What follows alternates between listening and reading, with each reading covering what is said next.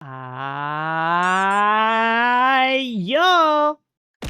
Oh god, Hello. I went to the wrong thing. Oh, Hi! uh-oh. Yo, everyone! Oh my god. Hi, Welcome, hi, welcome. hello. Yes, welcome back to the Akashic Records. I am here with the wonderful Cheryl Stelli, and we have been just chatting a little bit in Discord, just ahead of time. Says hello, instantly dies. Yeah, yeah, I also yeah. instantly die when I have to say hello to people. I know, right? Small talk is like an actual nightmare. Or just like Peril Stemley appear. Dude, we're like frame one into the stream and you're already pulling out the Peril Stemley references. Carol This is not Stimley. okay. Carol Stimley, that's a good one. Right. There's an I image of it. I don't know if I have the image on hand though. Michu, if you're Michu, could you send me Peril Stemley so I can send it to Valky? yeah, I gotta see this. I think Valky needs to see Peril Stemley. I definitely need to see Carol Stimley, whatever this is. Oh, Yuri. What's wrong, Cheryl Stooley?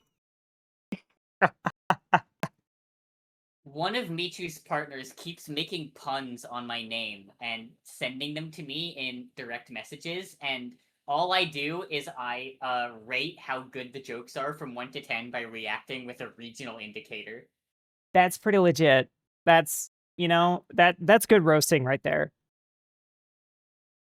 I Sent it to the Discord, so that's what makes you think you're qualified to see the glory of Peril Stemley.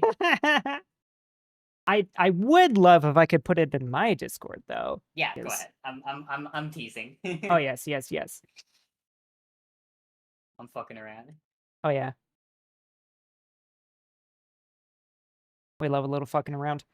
So yeah, in case anybody needs a reminder as to what's going on here today, uh, Cheryl and I are gonna play some Rabbit and Steel, and also we're gonna yap about vivid Watashi, stasis what's and up, my oh god. fellow kids? That's Peril It is Stemley. I, Grumfumbulus. Please, everyone, That's extend exactly what a it sounds hearty like. I don't know what AYO you were or throw expecting. eggs at our lovely Valkyr. The Eggy Vault is open just for this moment. Ready, aim, fire. Oh my god. Grumfumbulus is starting off strong. Also, Peril Stemley, this is amazing. The hat really makes it for me. You're already getting egged. The stream has only been up for like 10 minutes. I Y'all gotta know. chill.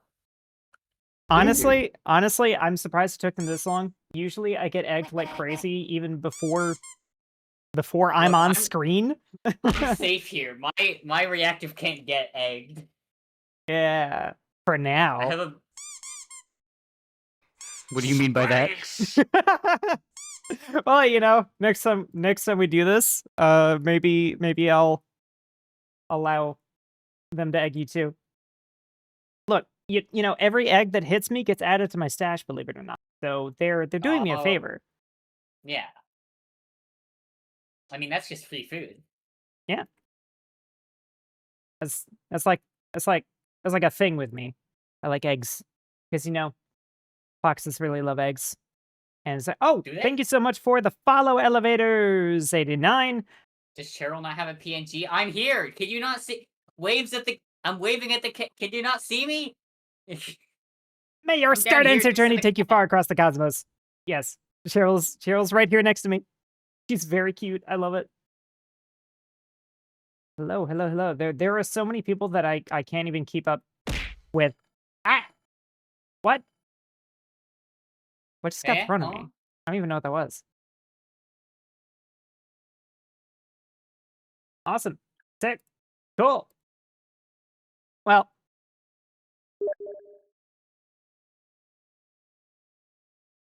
Cheryl's invisible? I'm not invisible. yo, thank you so much for the follow as well, Nine Tails. May your start answer journey take you far across the cosmos.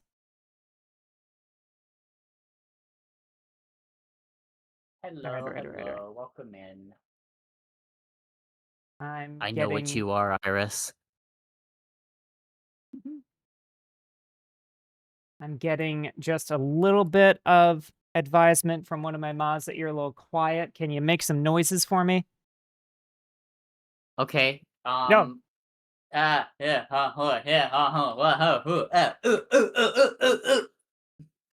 Legendary. Perfect. Thank you. Actually, sweet. I think that means we're on the same level. That's perfect. Can we get an introduction for the QE Cheryl for those who that might not know? Wow. I'd be surprised if anybody didn't know. However, yes, this cute little bean beside me is, in fact, Cheryl Stelli, also known as Hajimeli, who is the mastermind, the lead developer behind Vivid Stasis, and the soon-to-be released Polymorphite as well. And also Heart Lodge, and also Mysticade, and also Yes. Spherine, and also I worked on Unbeatable, and also I did a little bit of work for Neodytronics as well as Beat Block. Quite an expansive tenure, to be honest. I didn't even know you worked on Unbeatable. That's so cool. I'm one of the lead arcade mode and chart designers for that game. Dude, oh my god, that's sick. Yeah, your charts are really cool. That was most of my work last year, was working on Unbeatable. Good to know. That is another reason I need to stream Unbeatable very soon. Do that.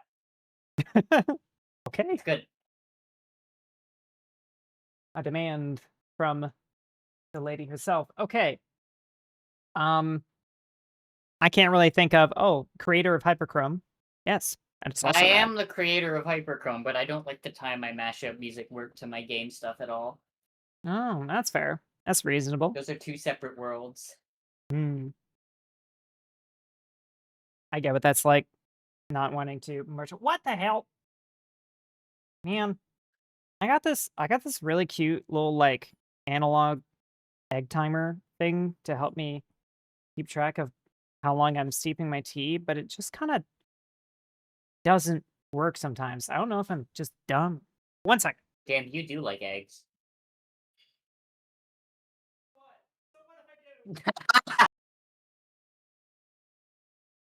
Nah, I respect it. Some like switch flipped in me and I can't have like scrambled eggs anymore. I don't know why. Honestly, it kind of depends on how much like fat is used in it. Because a lot of people, a lot of people like to overdo it on breakfast foods with like how much butter or oil that they use. And it just kind of like makes it kind of, I don't know, kind of gross. Something about it, just, I don't know. All Yeah. of a sudden, it started making my mouth feel weird, so I don't like them anymore. You Which know is what? a shame because I do like the flavoring of them. Yeah, you know what? It's kind of a somatic thing for me too. I'll get headaches. Although I kind of get headaches at like anything. No, it's like a similar thing for me. Is you know what it's kind of like for me. Oh yeah. If I eat a Starburst candy, I will get a ravenous desire to like bite something and tear it to pieces in my mouth, like fucking rabies ass like feeling when I eat Starburst candy. I don't know why. That is so neat. Like I love how specific that is. I seriously think that's really fucking interesting. Great. I'm glad that was able to be interesting. Yeah. That's something I'm gonna say ahead of time. Is when I say something is interesting, I mean it. I'm not like. Oh, I believe you. Yeah, I'm not like the neurotypicals who are like, that's interesting. Yeah. Does it include the sour Starburst? I have not had sour Starburst. Oh man, I've had sour Skittles, and Skittles triggered that feeling even more. Really? Is it okay? Wait, no, it's just something about like the feeling of like biting into it, where it's kind of like soft on the inside, but not enough to stop the outside from being hard, and also not enough to feel like a texture mismatch that triggers my like texture autism like that. I don't know. It's just a weird feeling. It makes me like, I need to find the nearest pillow and like bite into it and like shake it around in my mouth. That's so interesting. Wow. I'm not beating the cat allegations. No, not really. Oh man. So wait, so Skittles and Starburst. Is there? Yeah, it's those two specifically. I don't just know those? why. Just those. Just those. You ever eat they're called Mambas. You ever had those before? Never heard of them. They're honestly they're a lot like Haichu, to to be honest. Like Haichu or Starburst, where they're the same. They're very similar texture. Oh my god. Hang on a second. Thank you so much, Alia Uh-oh. Kessie, for the follow. May your Star Dancer journey take you far across the cosmos. And yeah, we just hit 170 followers. That's crazy. Your 170th follower was my partner. Good job. Oh, I'm so honored. You have been such a wonderful influence so far, everyone. But yeah, so I'm just, I don't know. I feel like I want to ask you to try a bunch of different candy now to like see what. You'll have to keep Cricus- in mind my candy like candy palette is shaped by both the fact that I am Canadian, so I only have access to candy True. that is sold in Canada, and also I am celiac, so I can't have anything with gluten in it. Oh man, I am not. Which Yeah, does not exclude that much candy. that's more than you think though. I'm not celiac, but I do have like an intolerance. Mhm. And like yeah, a surprising amount of candy like sour belts. Oh my god, I love those, but they have gluten in them, and that's Yeah. oh god. Ah, thank you What so does much this for the button do? 500 bits and the concussion. Oh, you guys are so fun. Okay, let's play some games, shall we? Yeah, I invited you to Rapid Steel like 30 minutes ago. I've just been waiting in this Oh lobby. shit, really? My bad. Okay. Why?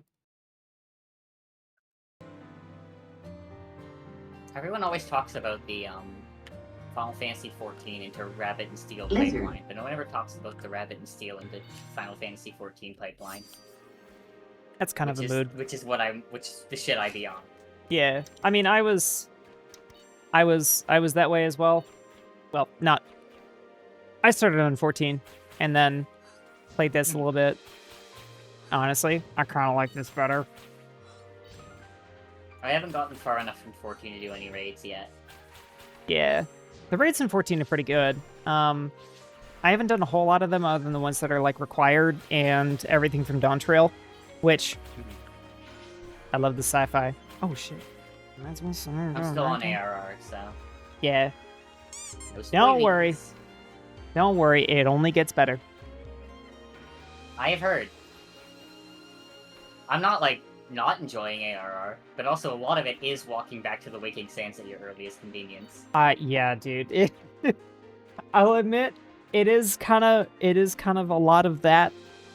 Like they really establish that formula and then stick with it. You return to the yup. I return to the Waking Sands. Yep. Look, it was a matter of time. There's a thing in Vivid Stasis specifically, two things in Vivid Stasis specifically designed to target 14 players. No way, really? I mean, obviously there's the whole like FF14 parody and Yeah. Eczema, but Which also was great.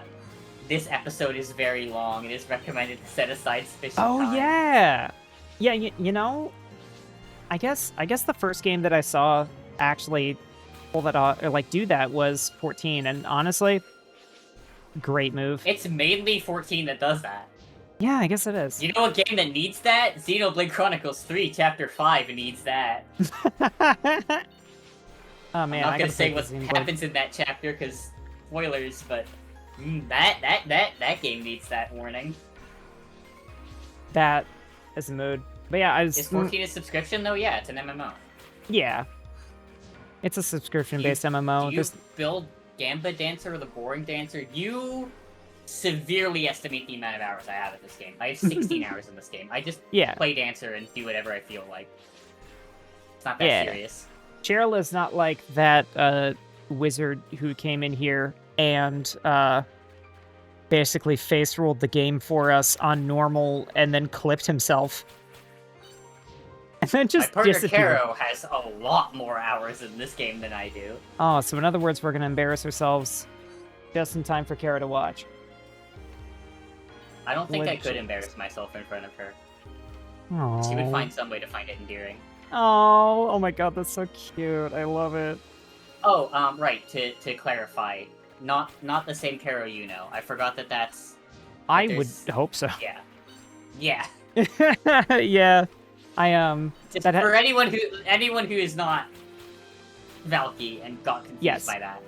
Definitely worth noting, the Caro that Cheryl is talking about that has a relationship with is not Lo-Fi Caro, who we will be playing this game with later on sometime. Oh hell yeah. Yeah, I don't know. Rabbit and Steel has opened so many doors in my life. It's so strange. Okay, so where do I want to get started here? I do want to give the warning ahead of time, given that this is a interview with me about Vivid Stasis and specifically Vivid Stasis Neutron Hexabet as well, and also the fact that I'm like talking about this with someone who has completed the story. This whole stream is a spoiler hazard zone. Yes. If you have not finished Vivid Stasis, and even if you have finished Vivid Stasis but have not finished the post-game story Neutron Hexama, and you don't want to be spoiled, probably not the stream for you. Yes. I really don't want to try and walk a minefield of spoilers and try and keep it spoiler free because that's just not gonna work out. Yeah, it's not great. I want to talk about all the juicy shit. Yes. Space. How soon do you want to talk about the juicy shit? Hey, thank you so much, Lemma EOF, for the follow. May your Star Dancer journey take you far across the cosmos. Yes, yes, yes. Oh yeah, we've got the Discord. Join Valky's Discord. I'm not in it because I like to keep my Discord list like very small, but yeah, that's valid. Join Valky's Discord. Join my Discord. We're all cool and we have friends. And yes, we have. Wait, Michu, how is this the first time you're finding out we have Twitch emotes? Michu's bio on Discord says that they're a little dim, so I guess that'll explain it. Yeah. Okay. Right, we're starting with this one. Okay. So, first question. I want to keep it kind of light and then get into the deeper stuff after. Is there, like, on the soundtrack, anything that you have kind of like overseen, and especially like music that's involved in the story, is there anything that really stands out to you as like, this is important, this has some kind of like personal connection, or this feels like a core moment of the game that like you especially want to mention? Is it specifically related to the music in the game? Yeah, particularly I think of like the songs that you play through, you know? Or actually, well, you know, if there's any background music that you want to mention too, that'd be cool. I want to give... hold on, let me pick loot first. 20 more damage. I could benefit from the sand shovel, I think. I also could. Battle me for it. Alright, let's fight. Yeah! Damn, you rolled an 8, that sucks. Dude, I have the worst luck for these. Okay, great sword it is. I was actually in call with friends the other day. I was talking about, which episodes in the... I did a tier list of all of the episodes in the game. Oh, yeah, tell me about favorites. That. My favorite moment in the game, fun fact, I feel like everyone has, like, a kind of predictable pick for, like, a favorite moment, which isn't a bad thing. Like, there's a lot of really good moments in the game that are very popular for a reason, like, you know, Supernova, Plaudite, stop motion. My favorite moment in the game is the normal ending of Chapter 3, specifically. The ending where you, like, before you activate, before you do the second bit of Between Space. So when Saturday gets to the basement and reads the file that the game doesn't even tell you what is on it, and Dawn is like crying out for someone to save them, and then it rolls credits for the first time. That is my favorite moment of the game, and I think that moment is made perfect by "We Want to Run" by Frums, which is the background music used for that section, and is also kind of called back to later with "Stop Motion," also by Frums, which is kind of like a pseudo not really a sequel, but it's like a pseudo follow-up kind of thing. Mm-hmm. That's cool. I love hearing your thoughts on like the specifics about the music because I mean, it's a freaking rhythm game and it's a rhythm story game. Like the music really means something, and it's like it's really clear that like every little bit of the music that you can think of like has some kind of connection to the story or the personal connection of like who's creating it. And so I definitely wanted to ask about that. Cool. Chapter 3. Man, I'm just gonna remember a little bit more about that than I do now. But to be specific, it is Mhm. after this story episode where Saturday, Allison, Chio, and Air. No, is Chio there in that episode? What the point is, Saturday and Allison and Aerie are there. And they go into the Sunrise Foundation building where they meet Dawn for the first time, who is pretending to be someone else. right. That Okay. whole episode, and then it's the episode right after that. Mm-hmm. Yeah, I do remember that a bit now. Man, those between space sections really hit, including oh my god, the puzzles for those. Oh man, there's I think there's clips even of how I myself reacted to the puzzles because my brain is very clearly not built the same way that yours is. You want to know a fun fact? Yeah, I'm tell me. actually really, really bad at solving puzzles. Like, Really? atrociously bad at solving puzzles. Really? I do, however, think I'm good at designing them. Mm-hmm. And also, which I also wanted to get help from someone who is both good at designing and solving puzzles, which is why a good 30-40% of the puzzles in the game were designed by K Eternal, the Noise series director. Oh, okay. So anytime you see a clock in the game with letters on it, that you can blame K Eternal for that one. Oh my god, the clocks. Okay, you know what? at least those kind of made a little bit of sense to me. I noticed that we talked about this like a couple of my streams ago, where you had like a lot of ARG influences with the puzzling. Yeah. I mean the very first puzzle that like the characters solve before we actually even look at any ourselves, like kind of was an ARG on its own. Yeah. Is that why there were so many numbers in there? Why there were so many like numerical puzzles? Kind of instinctively easy to make a puzzle out of numbers. Like, it's this universal language of puzzles that everyone, to a degree, intuitively understands. And even if like math isn't your strong suit, you can kind of pick apart how these things like you can kind of intuit some possibilities of what you're meant to do whereas if you get a puzzle and it's just a bunch of like glyphs or something, you're kind of like lost at what to do, whereas with numbers and math you kind of have this like universal starting point, or at least are given the knowledge that at some point you will have to do this thing that you are already at least a little bit familiar with, which is why which is why a lot of my puzzles use math. That's a beautiful way of looking at it, and it actually makes sense because it's coming from an established point of like you already have this shared universal language of, because that's what like a lot of puzzling is trying to like interpret like what it is that it's trying to tell you and what kind of answer you want to give it. And so By the like way, pick your loot. What? Oh, yeah. Pick your loot. Wait, you didn't pick one. I skipped. Oh, you skipped. Oh, that's skipped. maybe not a bad idea because look at this shit. No, this is an awful loot pool. Wow. I could maybe use the diamond shield to get like garnet special or something. Yeah, so like it is cool to have like the established language for it, because like that kind of like skips an introductory step when it comes to basically teaching the person like what the rules are of the game when it comes to doing the puzzle. I just like I just I did not have that universal language established, which makes me an outlier in that situation. So it was Yeah.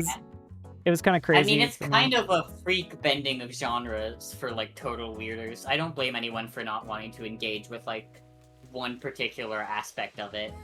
No, you know what? Which That's is awesome. why the game gives you like so many options in terms of accessibility and Yeah, I think this stuff.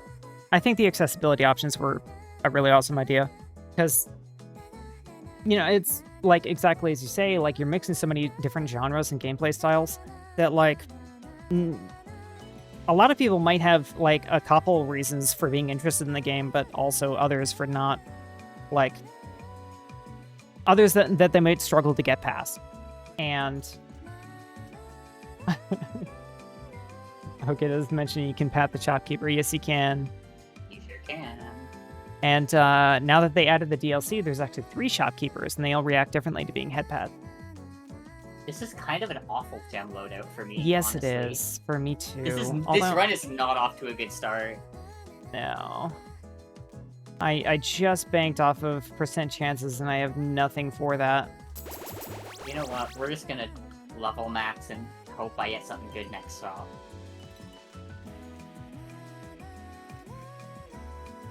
I do, you know what?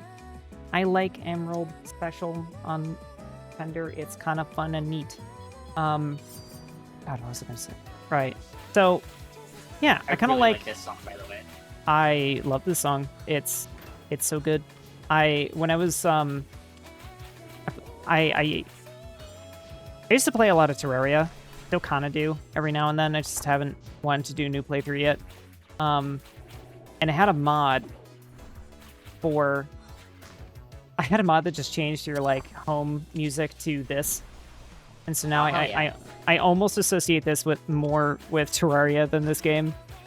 That's really funny. Yeah.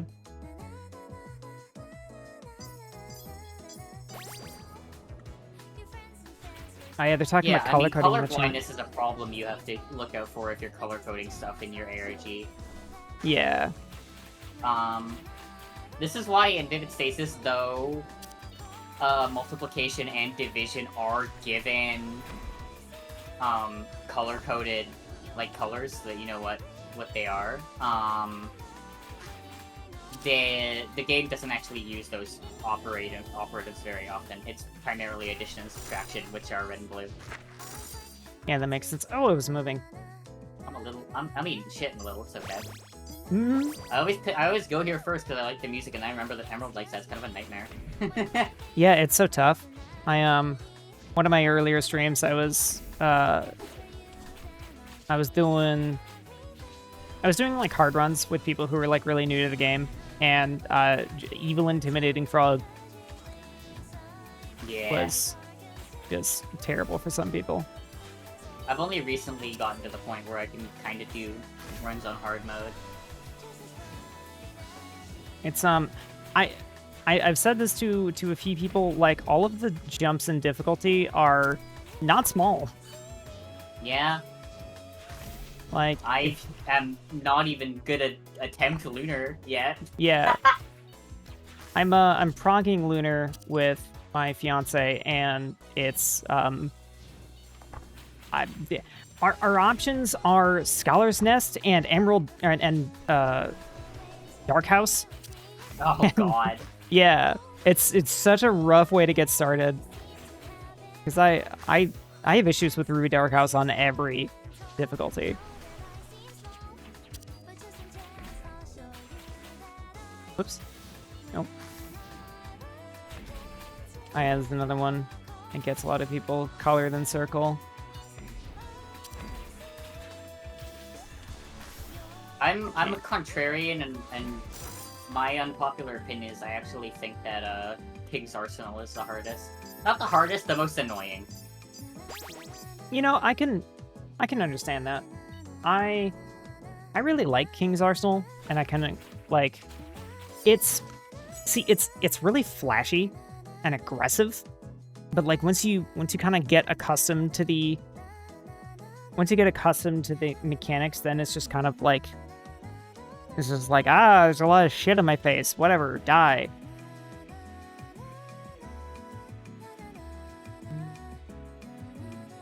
Let's see. Looking back at my notes, well, you think about your loot. Speaking of which, aw, damn. Yeah, the sun pendant looks real good, doesn't it? That'll be for it. Alright. Put him up! Yeah, alright, Loon, let me show you what I got! Oh my god, I actually won. Damn. You went with the 6-7, that's crazy. 6, 7. Okay. You know what? This is kind of a generalist question, but one that I still kind of really want to know is like, so rhythm games. You've done a lot of them, had your hands in a lot of them. What is it about the genre that really sticks out to you? And like, what's your background with them, really? Background is a little easier to answer. Yeah, start with that. I don't know if I have a deeper answer for why I like them so much, other than it's just fun for me. Yeah. I like music, and I like pressing buttons really fast, and I like, you know, the kind of game where I have to struggle a bit to get good at it. Mm-hmm.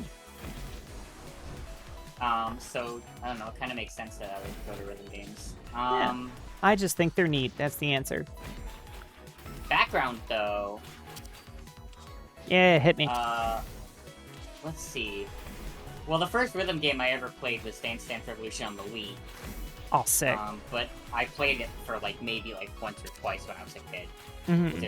We just borrowed it from a friend. I actually attribute the first real rhythm game I played to Rhythm Heaven. Okay. And you know, I enjoy Rhythm Heaven a modest amount. I think it's alright, but also it's not really the kind of rhythm game I find myself enjoying nowadays. Although I am excited for the new one. Mm-hmm. Mm-hmm. But I was kind of one of those. I went for all of the perfects and Rhythm Heaven Fever on the Wii. Couldn't rest without that full combo. At the time, I kind of held the opinion that, well, speaking of rhythm games, it's time to play Osu. I kind of held the opinion at the time that, rhythm games weren't really interesting to me if they weren't, like, really unique, kind of like every game is unique kind of games, like Rhythm Heaven is. So, like, I wasn't really interested in scrolling rhythm games at the time. Yeah. But, it was, shortly after COVID started that I just randomly asked one of my friends at the time, like, if there was a way to play, DDR charts on computer, and they sent me Stepmania. And I just kind of played a lot of Stepmania, and then started making my own charts because I wanted to see what I could do. And eventually it just kind of became, you know... Well, I mean, okay, there's two important steps I skipped here. One of them is, between Rhythm Heaven and Stepmania, I got really into the Persona dancing games. That was the first, like, I would say, traditional scrolling rhythm game. Yeah. Like DPS kind of falling behind like crazy. It's okay. I have a really good build. Please get a good gem loadout. This sucks. This is the same one from last time, but the secondary is different. Yeah, which I feel kind of bad because I'm eating real good with that secondary.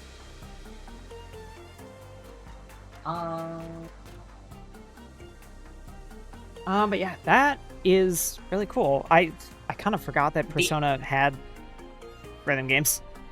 The other chapter I forgot about was around the time I was getting into Stepmania, because that was right after COVID started. This was also when Friday Night Funkin' came around. Oh man, yeah, COVID. And a friend sent me that because friend Cheryl likes Stepmania, like rhythm games. She'll probably like Friday Night Funkin'. And I really did not like Friday Night Funkin'. Because at the time there were a lot of issues with that game's engine, and generally. I just didn't like the aesthetic, and I didn't like the charting. And I thought it would be interesting to see how long it would take me to make my own rhythm game, like prototype, just like a fun like prototype engine. And I spent a weekend, plus or minus an extra day or two, hammering out the first prototype of Vivid Stasis with the help of Andrew Tsai, who is the lead programmer and director of Unbeatable. Wow. Okay. This really runs deep. That's cool. So, so kind of recent influences, good or bad, maybe can't be attributed directly to this, but kind of like via chronology is like Depmania and Friday Night Funkin'. I would say that, yeah. Also Archaea. Okay. Oh yeah, that's actually one that I gotta play. You know, it's no secret to everybody here that when it comes to rhythm games, I am an absolute layman, so I have quite a lot that I would love to learn from you. I do play a lot of rhythm games. I've probably played more rhythm games than I haven't. Dang, wow. That's cool. Just kind of a crazy prospect. I haven't played a lot of the idle rhythm games, like the idle gotchas. Oh yeah. I haven't played that many of those, so that would be the one area I have the weakest experience, but also I don't particularly care to really play those. Wow, my DPS sucks ass. No, honestly, this is like one of my worst dancer builds ever. Yeah, I mean, like let's be honest, you're not like terrible. It's not great. I'll concede that, but you like, don't have to be nice about it. It's okay. My ego isn't that fragile. There's a balance between being nice about it and being honest. I've played a lot of mobile rhythm games. I have played a bit of Demo, but it was always a little too simple for my tastes.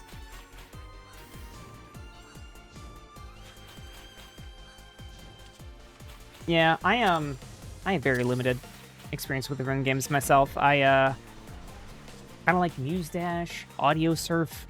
Audio Surf was a thing. I was never really huge into Audio Surf, but I picked it up semi-recently and gave it a shot. It's neat. Yeah, that's exactly what I would say about it. It's neat. But, you know, it wasn't anything amazing. Gotta be like here, I think. Nice.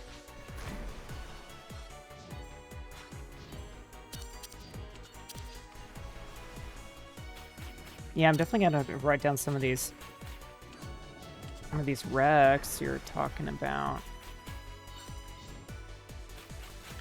I think there's a circle coming up. That's hard difficulty.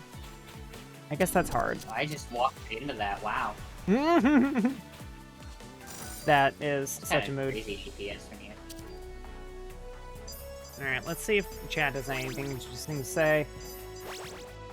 Mobile ones, we talked about that. The idle rhythm games drive me crazy. Why is it so difficult to add technical score? I hope before DJ added it. You know what? I find it interesting too that you have such like an informed like charting perspective when it comes to rhythm games. Because I kind of, I mean, charting is just game design. It's exactly. Like, it's not as simple as just placing notes in music. You have to make things flow well. Yeah, it has to play well. Like you can't just like throw a bunch of notes at it, and that's like, I just think that's really cool because it's one of those things that I could kind of like never do, and that's fine. But I think it's really neat. Do you want waterfall or red light? Because if you do, I'll take the other one. I was kind of looking at the golden chime. I was gonna say that's pretty good for you too, actually, if you're like using your war cry a lot. I'm not using it super often. All right. I wanna get myself to use it more, so I'm gonna stick with the golden chime. Okay. My favorite rhythm game is Shark Tale on the PS2. That's not a rhythm game. That I'm not falling for that shit.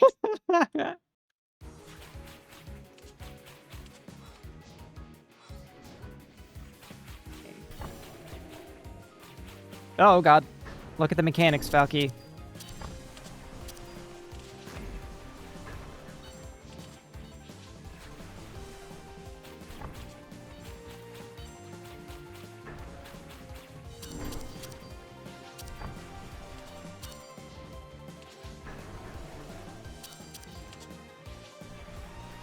Oh my god, this build is just nasty.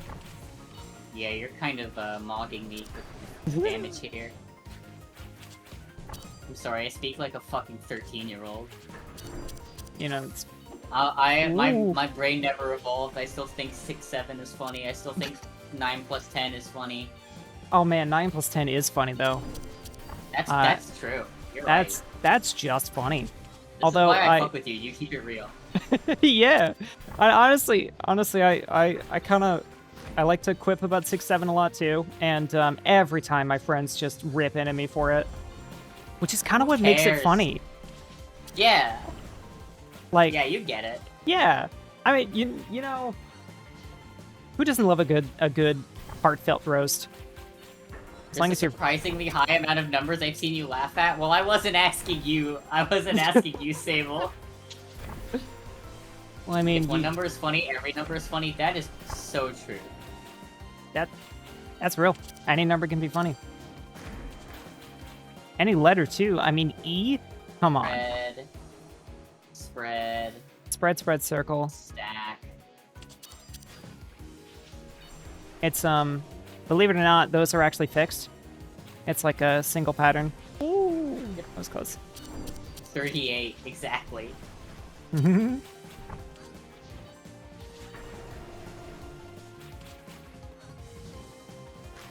I'm being ratted on about numbers I've laughed at by all of my friends and both of my partners. This is insane. Okay, 42 is a pretty good one. 42 Actually, is overrated. It kind of is, but it's like, it's nice for what it was, but, you know, Red. it's been, people have laughed about it too much.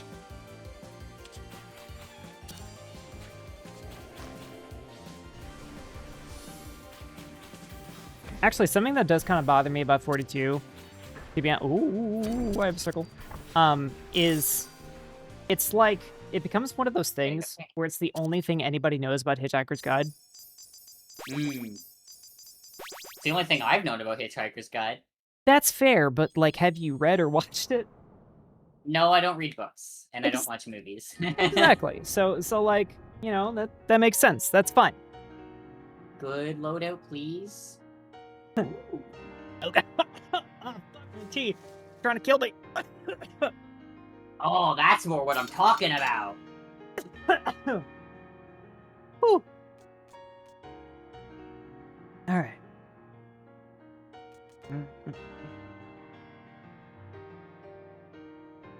I read Hitchhiker's Guide because of 42 back in high school. See, that's good, you know?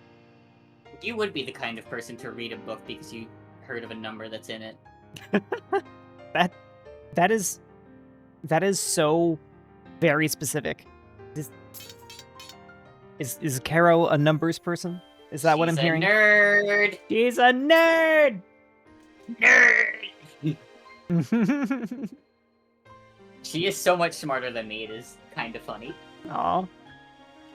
You know, that's a good way to be. Sometimes she will tell me about, like, something in her engineering homework, and I will just be like, that's great, sweetie, I don't know what any of that means. Engineering, hot shit.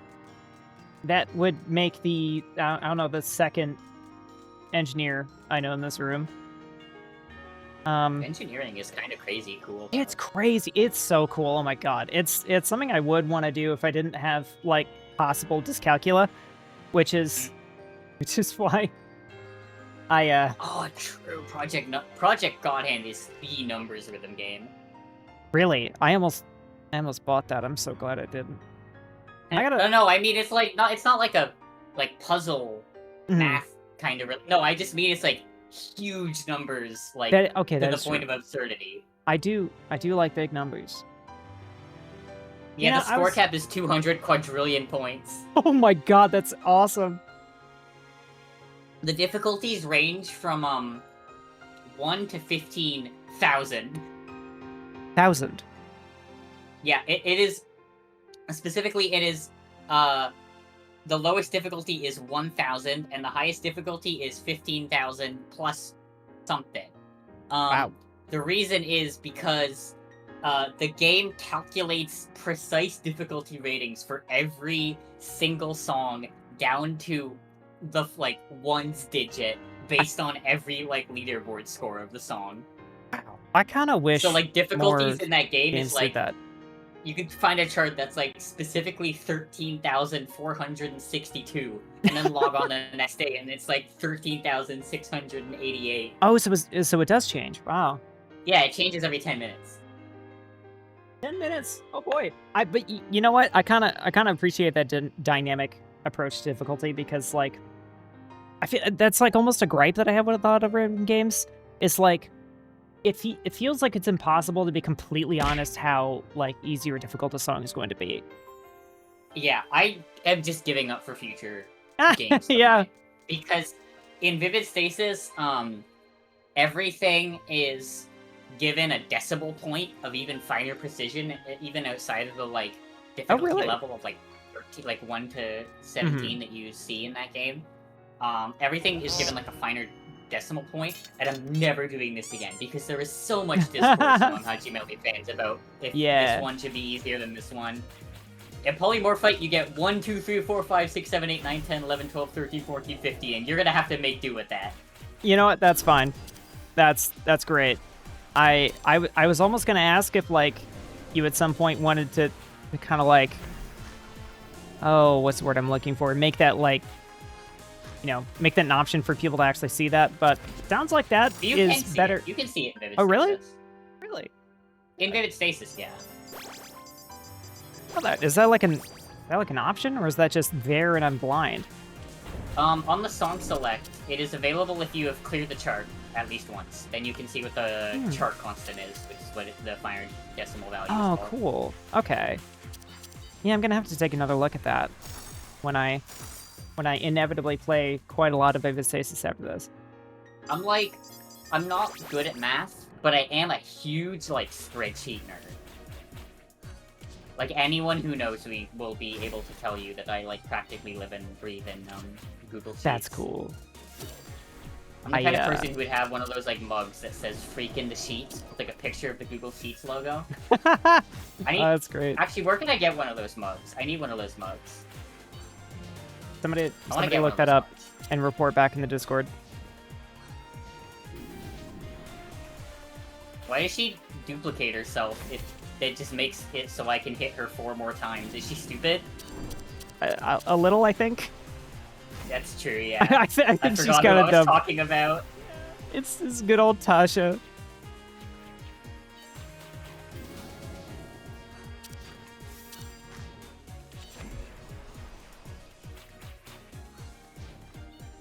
Okay. We are partway into our first run. I mean, this is like second region, I am think. a Google Sheets truther. I think Excel is a little too outdated for my standards. Honestly. It's the fact that it like defaults to using Calibri font. Like it's so not like aesthetic or The font cute is at all. unacceptable. Like I fucking hate Calibri. Yeah. I don't want to use a program that defaults to Calibri. The only time I've ever had to use Sheets was, well, at my, corporate jobs. So I didn't get to have any fun. Oh my dear God, Gemini necklace.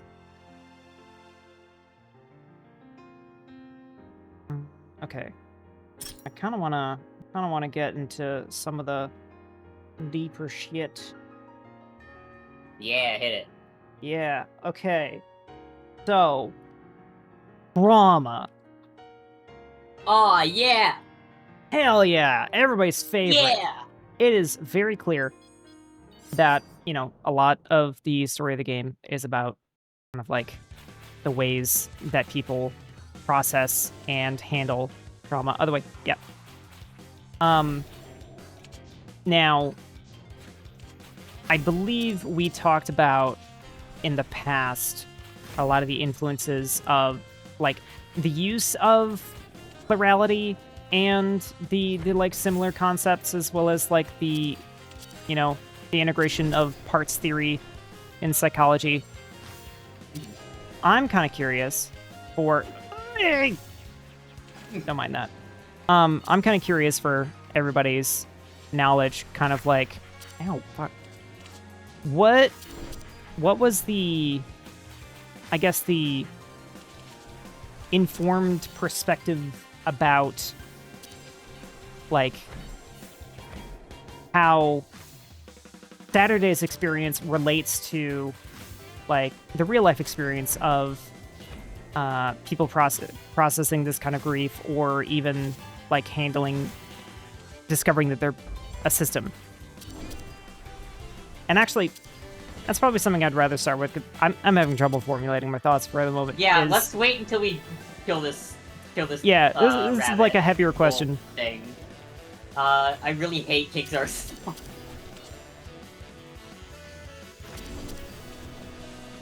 That sounds like a crazy cool question that I cannot answer while I'm fighting this Right? boss. Yeah. This one needs a minute, probably. For me to ask it and for you to answer it.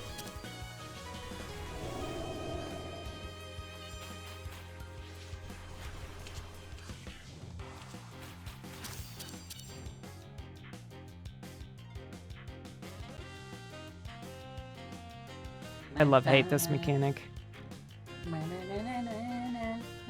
Have you ever done the DLC for this game? Extra mode? I've done extra mode, yeah. Hell yeah. Feels weird to call it DLC when it's not, like, Yeah. separately obtained, like, purchase.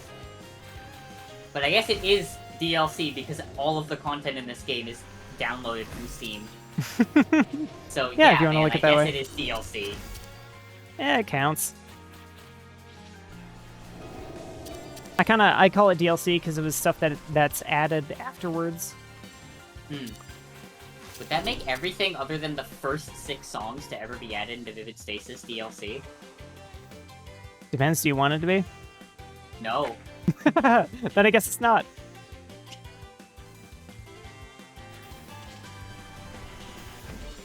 Because Hollow Knight... Yeah. Samayoshi got an excuse to talk about Hollow Knight again. Chat! Alright. About that cool question that you had. Okay, so let me... Yeah, let me actually review my notes here. There's a few things about kind of trauma and grief and processing that I wanted to get into.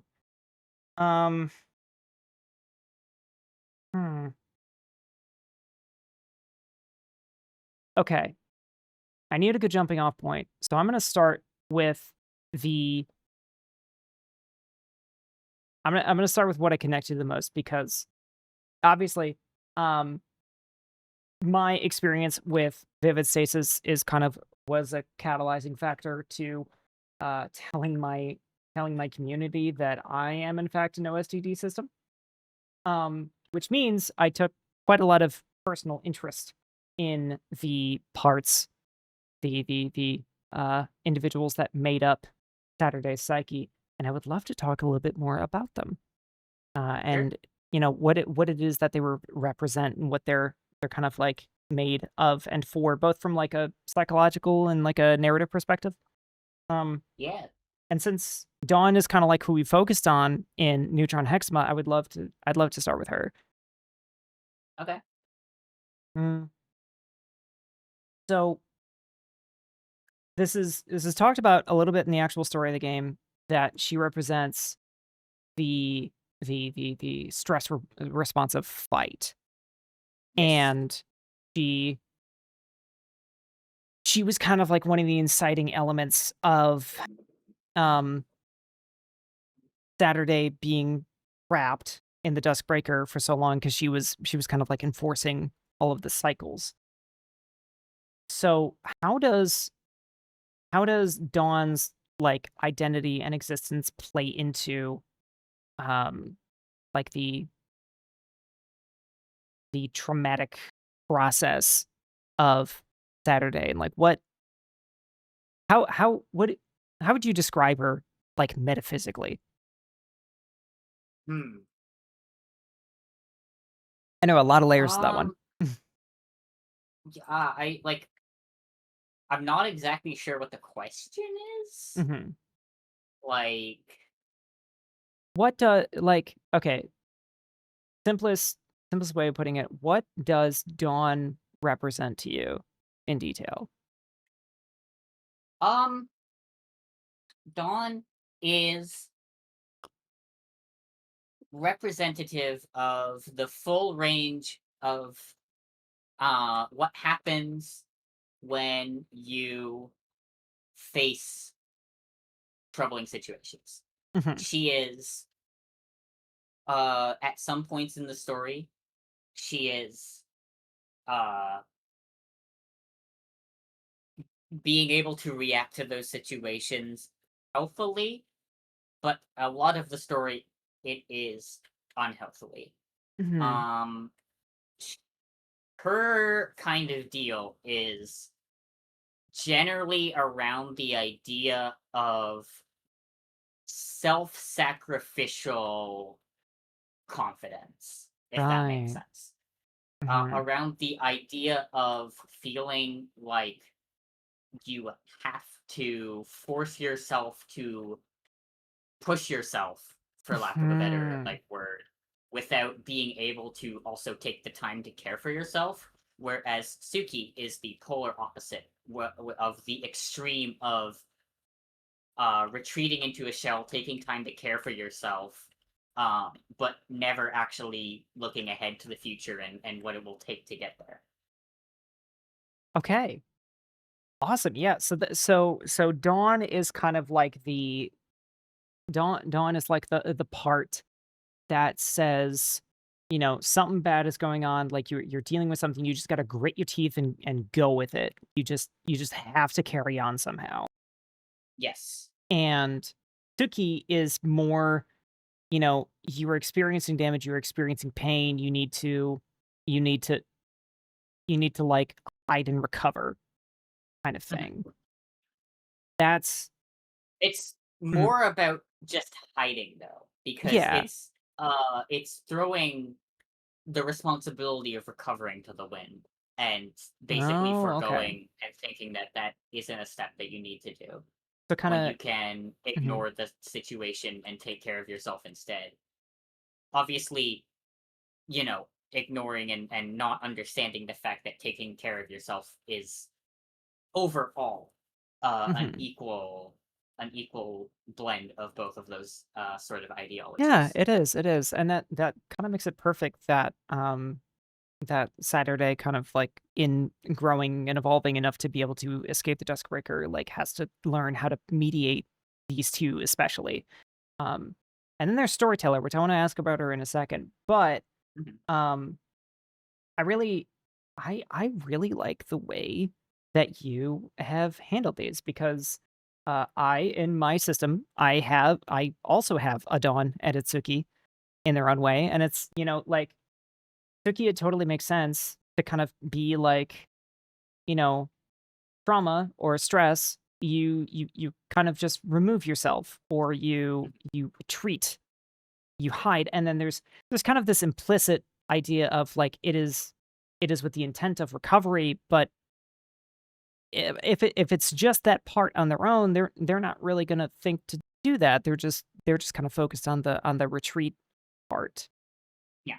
And I think, yeah, I'm gonna I owe the game story a little bit of a replay, at least in some of these segments, where Mhm. I can examine these parts a little bit more seriously because I mean, obviously I really identify with this part of it. Um, I would love to know what so it's very clear. It's very, Dawn and Suki are both like really I don't want to say aggressive, but like very, you know, Extreme. they're very extreme. They're very strong impressions of what it is that they do, what they're all about. Kind of curious what your answer is about storyteller, though. Storyteller is a lot more specific. Yeah? While Dawn and Suki are these sort of abstract, like, kind of encapsulations of these two themes, I kind of view storyteller as a sort of the idea of letting go, if that makes sense. Both from a system perspective and also from just a kind of general life perspective. To be storyteller, and the way I wrote her and like the themes that I tried to tackle with her, is the feeling of changing and realizing that you will have to say goodbye to an older version of yourself. And the melancholy that comes with that, as well as the hope that comes with that, and the huge like mess of emotions that creates, because when you're forced to change for any one reason, maybe you've suffered something traumatic, maybe you have done something traumatic that has come back to kind of attack you. Either way, you have to change the person you are, and the person you will become is going to be different from the person you were before, even though obviously you're still the same person that you're like in your soul.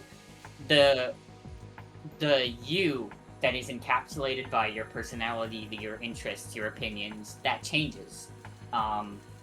And it's hard to... It is sometimes hard for me to look back at fond memories, like memories that I made as an older version of myself that, like, were happy memories for me, but also with the hindsight of, like, understanding that there were problems going on at the time and certain things about myself that needed to change. And that's sort of what storyteller is about, is making peace with those memories, making peace with the person you were and also the person you've become. And just sort of, like, being okay with sort of passing the torch to yourself, if that makes sense. It does. What I'm hearing is that, like, storyteller is like the facilitator of just personal growth and evolution. She is the one who kind of like takes you by the hand and says, you know what, it's okay to move on. This is what it looks like ahead, and this is what you can let go and leave behind. I think the thing about storyteller is she is the first Saturday. She is the Saturday that lived for that's right, 19 or some odd years before being put into the Dustbreaker. She is the Saturday that lived all of those experiences, made all of those memories, and a lot of her story is a lot more literally about, obviously giving the torch to protagonist Saturday and understanding that things will be different, but that's more also kind of a metaphor of just having been through something traumatic and understanding that the person you're going to come out of this as is going to be different from the person you were before, and it's still you at the end of the day, but you're gonna have to be okay with changing, which is why it was very important for me that Saturday, or that storyteller was the one to merge into Saturday rather than the other way around, or even just the two of them merging together like in equals. It was very important for me to portray that storyteller became a part of Saturday rather than the other way around. Yeah. I can really see the beauty in that. And it's like, even in the very beginning of when you start like seeing her in the story, like it really tracks with everything you just said. Like, I love that. And there's a version of myself that I maybe need to have a talk with, because I think she could do that sort of thing, and think, A lot of people need something like that in their lives. Yeah. It, like, people change. And Mm-hmm. whatever happens, change it. Like, you can't expect yourself to be...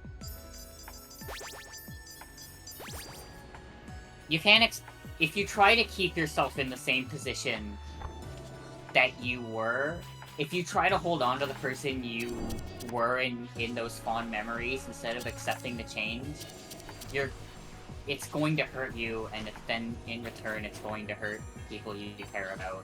Yeah. If nothing else, like, you have to trust me on that one. Like, if you get too stuck in trying to stay as a way that you were at some point in your life, it's going to like destroy your reality. It is. I wholeheartedly agree with that, because everybody is growing, everybody is changing. That's what humans are meant to do, and it's kind of, it's normal to at some point be resistant to that, because it's exactly as you say. Like, you have these memories, you have these experiences and these feelings that you can look fondly on, but the past is the past. Like, those things will be with you, but like, you're not meant to be the exact same person for the entirety of your life. And nobody else is going to be doing that either, I hope. And so you gotta grow, and I like that. I like that a lot. That's why I mean, that's what I mean when I say, like, I feel like a lot of people need a storyteller in their life. Yeah. The Eldritch Beast. You have the beast. The Eldritch Beast. I like this shade of green, so I'm gonna take it. It's like green with a tinge of cyan. Yeah, it's a really That's a cute good shade of green. green.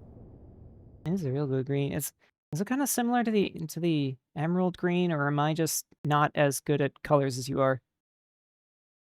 Kind of. I think it's a little more blue though. You may be right. Yes. In the way. You've got ads, by the way, so I'm gonna hold off on talking about anything important for a little bit. Although, Hotel Trivago.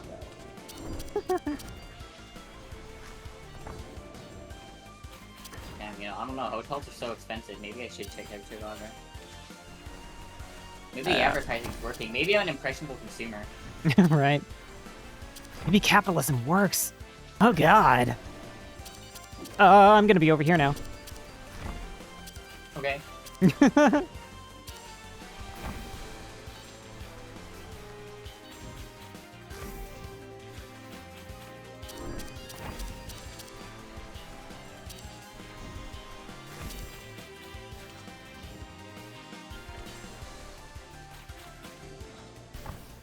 Yeah, this is definitely my favorite song in the soundtrack. Mine is still Emerald Lakeside, but this one is like really That- good. When it yeah. kicks into the like major melodic portion that Yes, it has not done yet. you but put words to what I just say make brain go burr. It's when the song gets really triumphant. Yes, I love that specific vibe so much. It's like, I don't know, fucking power of God and anime. Friendship conquers all type shit. Kind of song that plays during a JRP. Yeah, this part. Yes! Yes, this part, oh my god. Kind of song that plays when you okay. Kind of song that plays when you in a JRPG final boss where you like get it down to low HP at the end of phase 1, and then it does an attack that like kills you and all of your party members, and then all of your party members come back in your dream and are like, Yeah. you can't lose here, and then you Yeah. up and face the boss alone with like a skill that just nukes it instantly. Yes. Or you just come back with all the power and all the hype.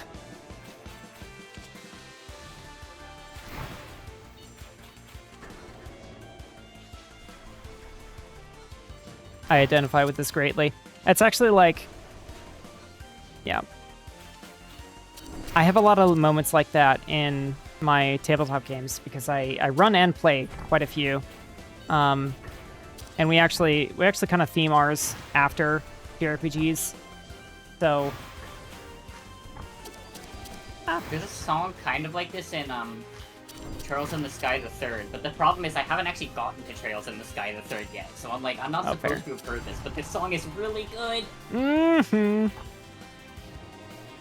That happened to, I feel like that happened to me with something related to Undertale. Oh god, I'm not supposed to be here!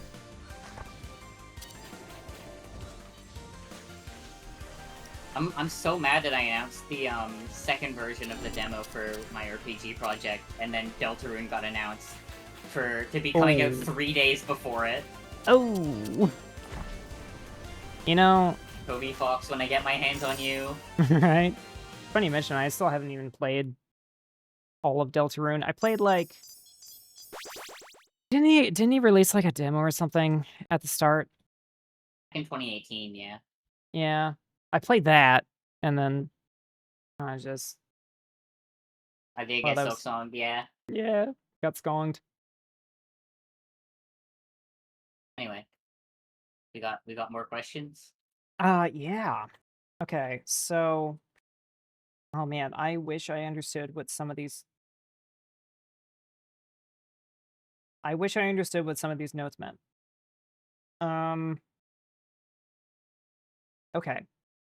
So we can stick with the topic that we are on, like the system stuff and the parts and parts theory. I'm kind of curious, like what it is that gives you such an informed background in this, but I want to ask about that a little later. Sure. I noticed that there's a lot going on with you know, someone dissociative disorders with systems and like system adjacent people. Really common theme is dissociation, and I'm just kind of interested in what sort of themes with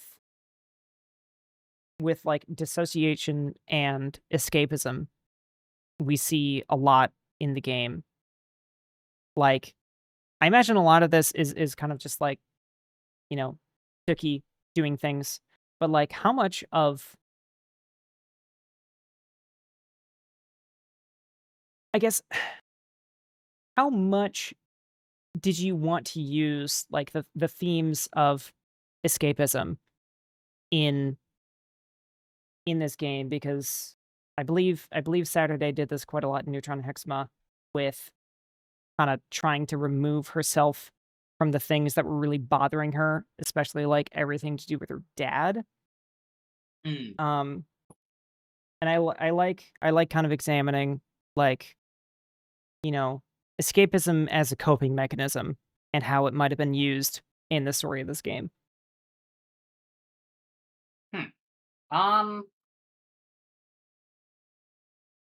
Well, I think it became pretty clear the game was going to be about escapism when we built the fact that it was about a simulated world. Mhm. Like that kind of just felt like the natural next step with that kind of thing. And Totally it also agree. kind of became a thing where my life experiences informed where the game went as it went on. The sort of plans I had for the end of the game when we were writing chapter 1 versus when I was writing the ending of the game were very different. I have a very old document outlining a very, very old version of the end like the game, and it's completely different after chapter 2. And I actually want to make that into a separate game someday, like sort of like a spin-off. Does that mean I can't Um, ask you to tell me more about it? no, I'm not giving any details Damn. about that. I It guess. is trapped in my vault forever. Good. Not forever. I do want to make it someday. Not right now. I'm too burnt out working with the Vivid Stasis IP for the moment. Yeah, I believe that. Yeah. So. But yeah, no, it was just kind of one of those things that it became more and more clear that was what the game was about as it went on. It was actually that was very similar with plurality. I didn't realize I was writing a game about plurality until I was writing Mhm. chapter 6. And I often think about a blog post that Maddie Thorson, the creator of Celeste, wrote after Farewell came out, where she said that Madeline, the protagonist of Celeste, being trans is something that was always true, but she didn't realize it as the writer. And that's Mm. sort of how I feel about the elements of plurality in Vivid Stasis' story. Like it, looking back, it became clear that that was what I was writing about the whole Yeah. time, and I just didn't really know about it. It was And a- there's a lot of things in Vivid Stasis about that, where I kind of set things up without really knowing where they were going to go, and then much later on, it became very clear where that element was going to go. That's also the case with the rocking horse that comes back in Oh, chapter yeah. 6 as like a teleportation thing. That was I like yeah. to set up a lot of options for myself by introducing these things that I don't quite have an answer for in my mind of how it's Okay. going to play into things. That way, if I want to pull it from it later and bring it back to being relevant, then I can. And otherwise, Mhm. I can find a way to tie it in more thematically. That's a pretty neat trick to kind of, establish something and then decide for yourself later on whether or not, you whether or not you want to use it, like loop it Yeah, back because everybody loves some good reincorporation. yeah. Yeah. Chekhov's rocking horse. Yes. I was gonna reference Chekhov's gun. That's great.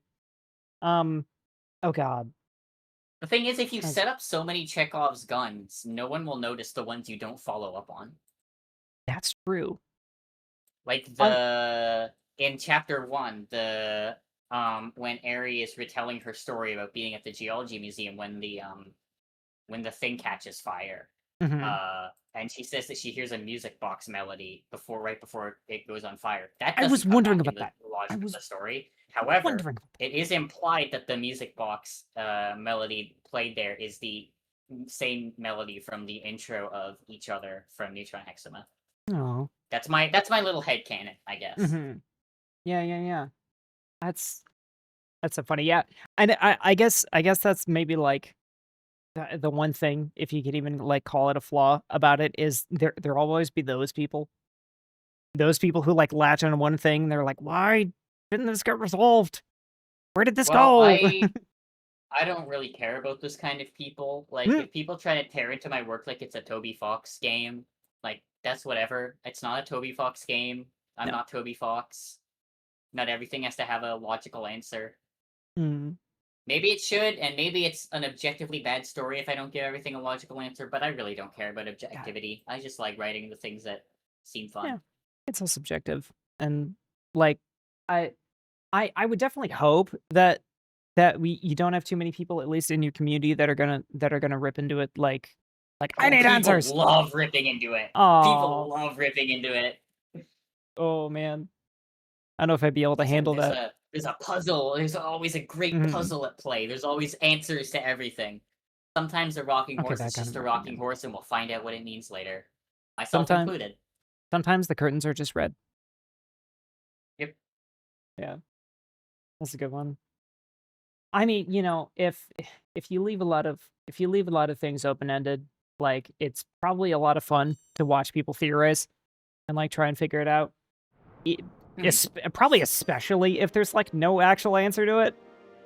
Yeah, no, I don't. I think theorizing is fun. I like theorizing, and I encourage theorizing. Um, it's when people kind of try to like dig into things on a level that doesn't really feel right. Why do I look like that on your stream? I don't remember, but it's really cute. That's not Assassin Rabbit. No, it's an assassin fox. I'm reselecting my palette. Okay, jeez. Immortal is the same way. I have like a lot of skins. And when I was playing on stream with her a while ago, she would like check in on stream to be like, okay, do I have a skin here? Oh, I do. Okay, switch palette. Okay, do I have a skin here? Switch palette. I am gonna use the washroom before we continue. I Yeah, did go ahead. warn you this would happen. You did. Surprised it took this long. I am too, actually. Yup. Let's burn a lactone shear.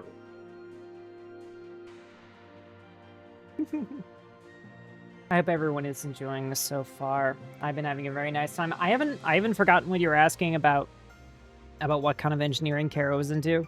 Immortal? Because I'm actually really curious myself.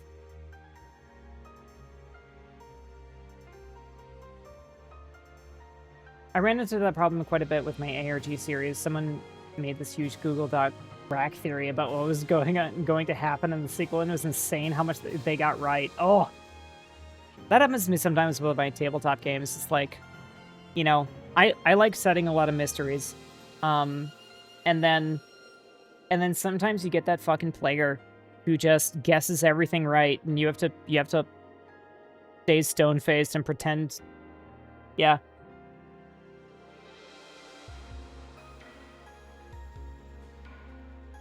You can't say that and not specify what they actually do. All right. I'll make a point to ask Cheryl later when they get back. It only really gets bad when you have to put your foot down and outright say, this thing is not canon or something won't happen. Yeah. I've never had to do that, and I don't look forward to the one day that I will, because, I mean, I am going to somehow publish my work one day. Very nice to listen to in osmosis words and conversation and glance over every once in a while I play Minesweeper. I have returned. Welcome back. Do you like Minesweeper?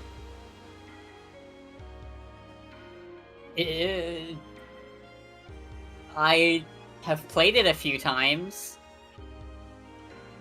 If I say I don't like Minesweeper, my community manager is gonna kill me. And it's not that I don't like Minesweeper, but I also wouldn't say I love Minesweeper. Yeah. You know? Fair. It's a cool game that exists. I'm seeing a surprising amount of very strong opinions about Minesweeper, and this is like kind of really new to me. I'll explain a little after this stream. Oh yeah, I would love to hear about it because interesting. We had a side question that I really want answered. Yeah. You said Caro is in engineering school? Oh, because you're talking about homework, or I don't want to give too much information about Caro's life without her permission. Cool, that's fair. If she wants to answer a question about which engineering field she's in, she can. Yes, Caro, there was the fellow engineer in the chat, Immortal Artisan, was asking what field you're in because she wants to nerd out about being an engineer. It is up to you whether or not you want to answer that. Feel free to abstain if you're not comfortable. Mechanical Engineering. All right. Cool. She said it. Isn't she so cool? He is so cool. That's what I'm saying.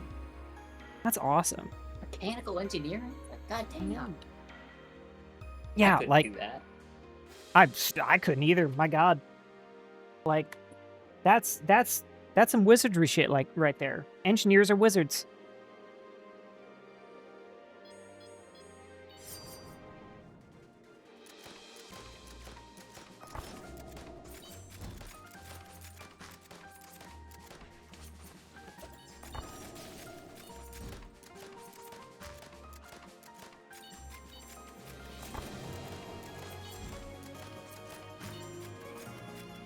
Oh, I love Gunner Rabbit. I know she's actually called Grenadier Rabbit, but I call her Gunner Rabbit. I like Assassin Rabbit. I like moving fast and eating ass. I shouldn't say that on stream. Who cares? This is an 18+ stream. You can say whatever the fuck you want. I guess that is kind of what Assassin Rabbit does. Yeah. She loves to hit it from behind. Yeah, she does. She gives great back shots, and you know what? She can cheat all the mechanics she feels like. I love abusing my defensive as Assassin Rabbit. It's like my favorite thing to do. Yeah. Speaking of which, we have 3 different things that interact with your defensive. My God. Ooh.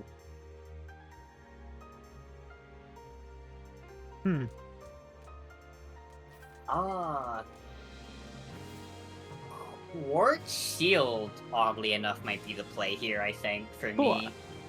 I'm gonna take the Lullaby Heart, because I really like I don't use my defensive super often. I do use the rest of my everything else super often, though. And my defensive is good for that. Yeah. vibe with that. I really like not having GCDs. Yeah. Defensive skips the GCD. Oh, there she goes.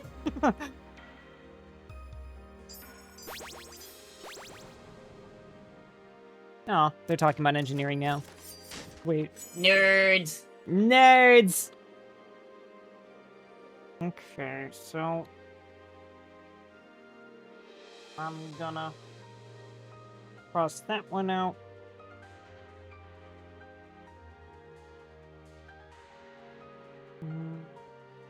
Okay, so I'm gonna pump the brakes on the system stuff for a little bit. Hit it. Color theory? You spoke about this in the last Neutron Hexima stream. It is very clear that you're very deliberate with your choice of colors. And that's such a broad thing that it's kind of hard to focus in on, but I guess we can start with Saturday. Like, Sure. how does your use of color for her play into her, like, growth as a character? Well, I already mentioned before how her color becomes a lot more of a kind of hot pink as the story progresses. Oh, yeah. There's an element of this that is sort of like, she starts out with, like, for lack of a better word, a very typical pink, especially for, like, a trans character. And over time, that becomes a lot more, unique as she kind of... Because I really didn't want her to... She doesn't like to put much emphasis on the fact that she's trans, and this changes throughout the story as she changes how she expresses herself. So that was one aspect of it. In general, the colors of the game get a lot less bright and a lot more, like, hot and saturated as you progress. Okay, yeah. Those two show the increasing influence of Dawn and Suki, who are very saturated, purple and pink, respectively. Mm-hmm. And also, just in general, to kind of indicate that the story is getting a little less bright. Yeah, a little less on the bright, bubbly, and I don't wanna say it becomes less whimsical, but it's less. Yeah, I don't know. It just gets into more serious and, like, and it gets real. Yep. Yeah. But wow. That's something that I feel like that's something that I noticed without noticing. Like, it was something very subconscious. More grounded? No, Vivid Stasis becomes less grounded the more it goes Oh, on. yeah. Are you kidding? Oh yeah, no. It gets very wild as you go on. Hi, Lou. Like on my desk this whole time, and I haven't been drinking it. I brought myself like a Coke to just sip on and give myself a little boost while we've been doing this, and I forgot to drink it because I was just so into my tea.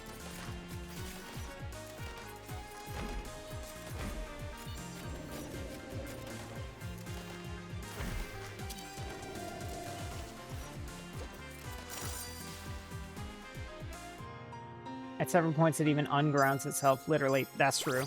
I also gotta say hi, Lutan. Hello. Thanks for popping in. It's you caught us at a very interesting time. We're doing something really awesome.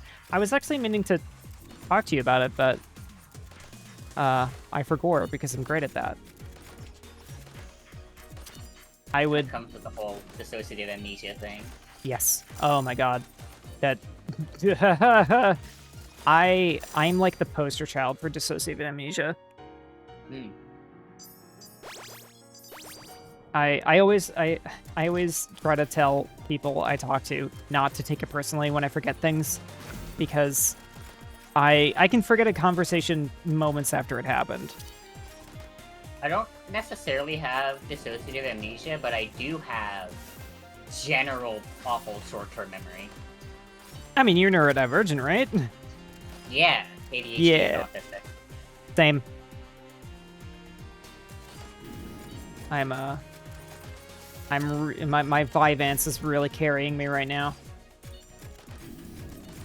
I was on Vyvanse for like 1 night total, and then it gave me really awful like side effects, so I just never went Oh back. god.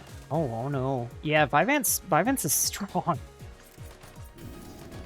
I've got kind of like a weird relationship with the stimulants. Because they both help and they both really don't.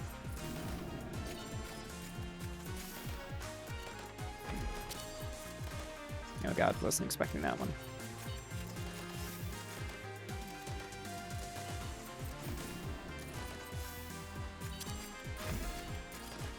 God, Midsummer Dress on Gunner is so nice.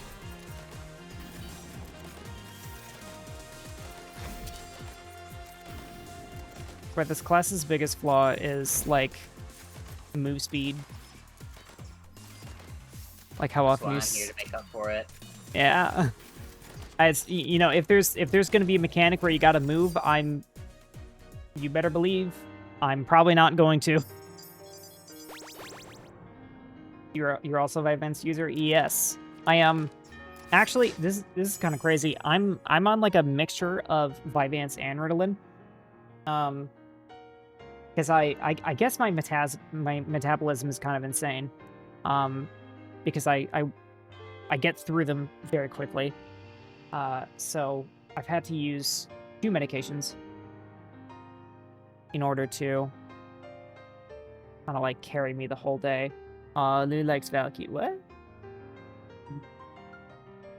Hang on, you don't have to hear me twice. Hang on a second. You can talk to me anytime. There's no need to feel bad if you forgot. Care about y'all. It's just the thing. Oh, Lou. I really want to talk to you more. I'm glad you're here for this really cool moment.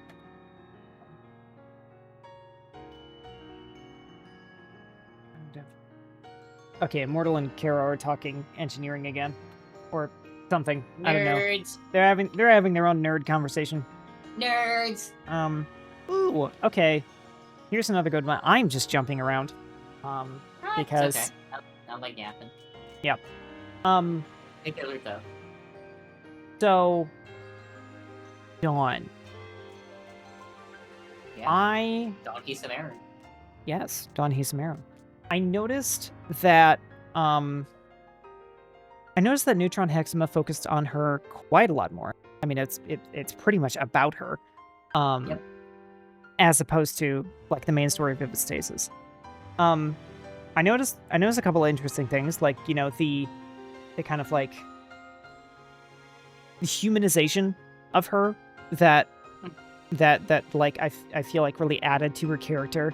As opposed to what we experienced in Vivid Stasis proper.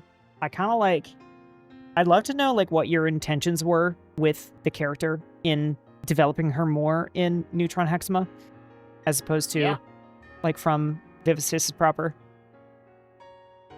Yeah, I mean, Neutron Hexima as a whole is kind of like inspired by 2 sort of sources.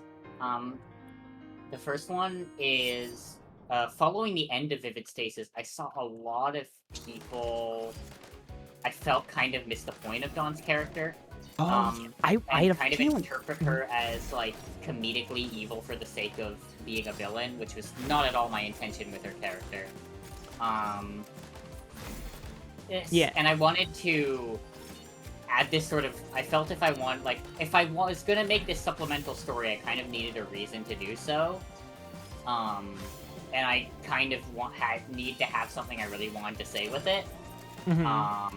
And obviously I had something I really wanted to say with regards to Dawn. I want to kind of clarify, and I think it has done a lot to help people's perception of her. I really don't want it to seem like she's just this like comedically evil antagonist who really only exists to be a foil to and the characters. She's not just like a angry villain, and like I totally. that was I had a feeling that was kind of your intent with it, because it did such a good job of doing exactly that.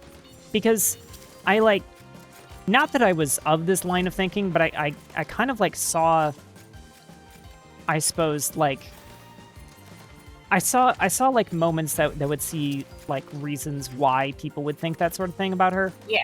Which, you know, when you have like somewhat complicated ways of handling grief and trauma and stress, like it can really make sense to understand like why Dawn does things the way she does, is especially even to the point of being so like, oh god, so like aggro about it, if that's a word for it. Because like I never saw her as like evil or even as cruel. It was really just, she was so determined of her own way of what it is that she believed was the right way to handle the situation that everyone was in. And like, even though it wasn't constructive, it wasn't healthy. And that's, I don't know, maybe that's a kind of empathy that I had for the character, just because I I'm think, a system. and it ties into the other thing that mainly inspired Neutron Hexama, which was, and this is like the one thing I'm gonna kind of be sparse about details on. Sure, yeah.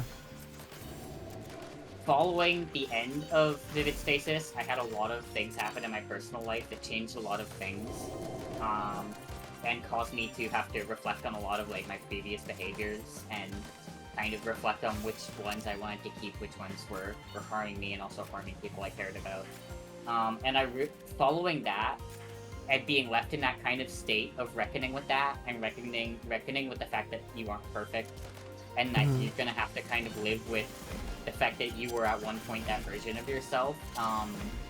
It felt like Dawn was the perfect kind of angle to tackle that specific kind of depression of self-reflection. And I really wanted to portray that in these kinds of complicated situations, you know, when... This is something I have to really put thought into how I want to phrase it. Yeah. I feel like it can be taken the wrong... Oh, we got ads also. Okay, that's a good chance for you to kind of formulate your thoughts a little. Oh no. I love Stone Skin. Let me tell you about skin. Skin is a verb. God, yeah, Not a verb. it's actually like a kind of like a meme from Marathon, which I think I'm. Oh god, I have over 400 hours in the game, and it's been out like 4 months. I'm stupidly normal about this game. And there's as I was saying before. Before the ads. Yeah, I choose my words very carefully because I don't want it to seem like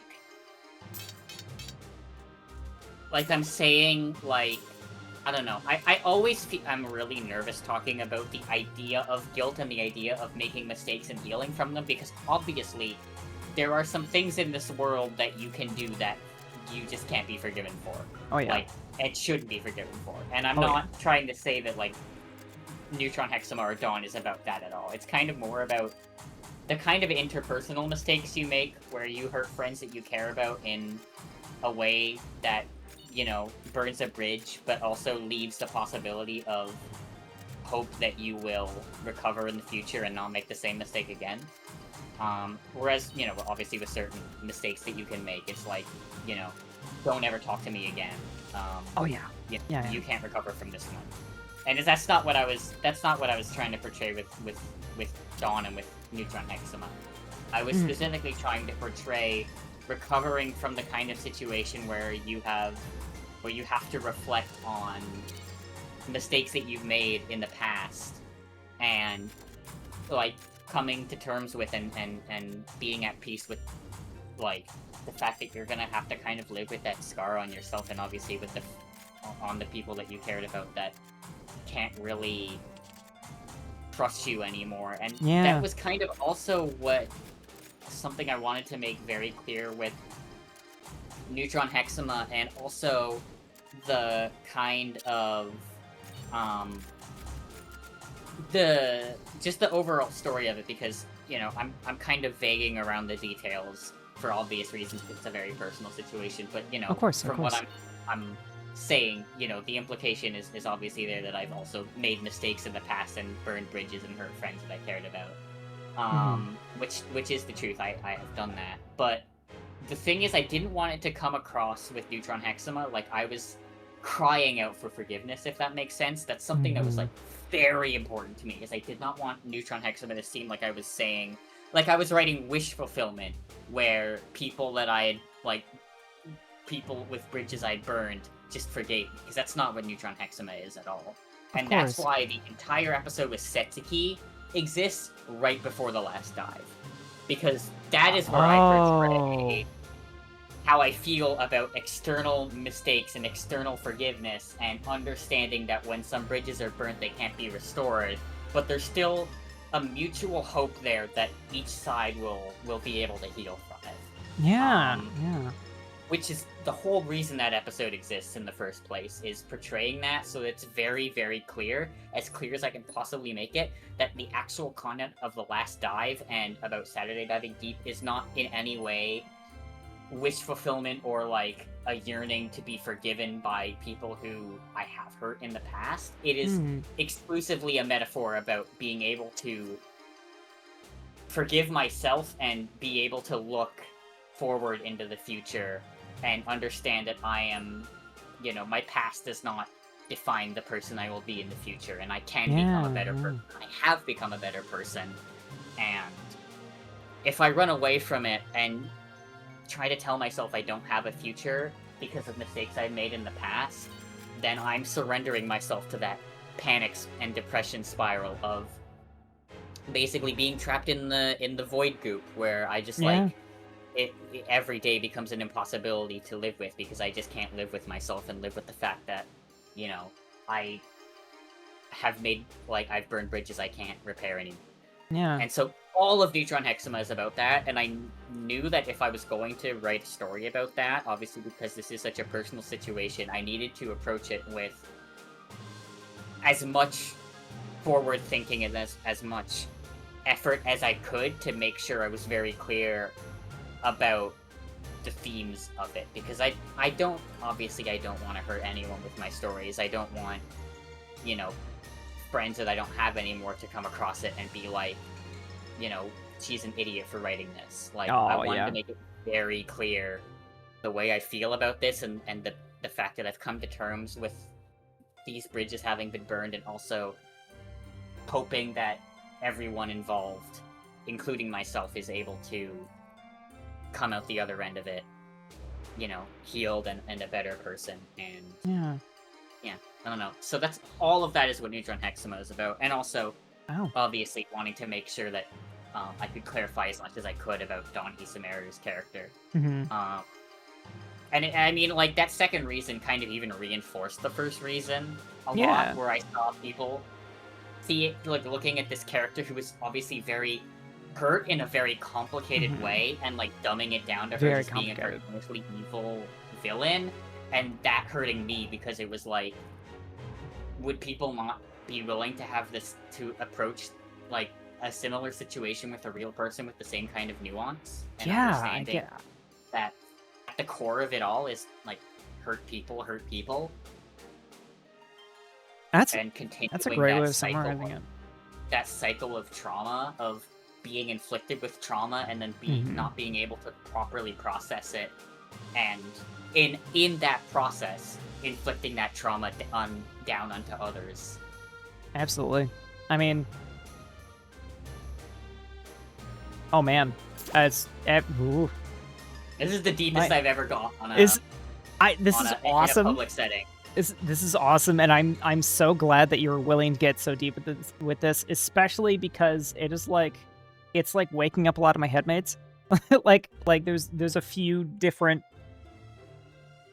It's like jumbling out my thoughts a bit because everybody's like, oh my god, yeah, absolutely.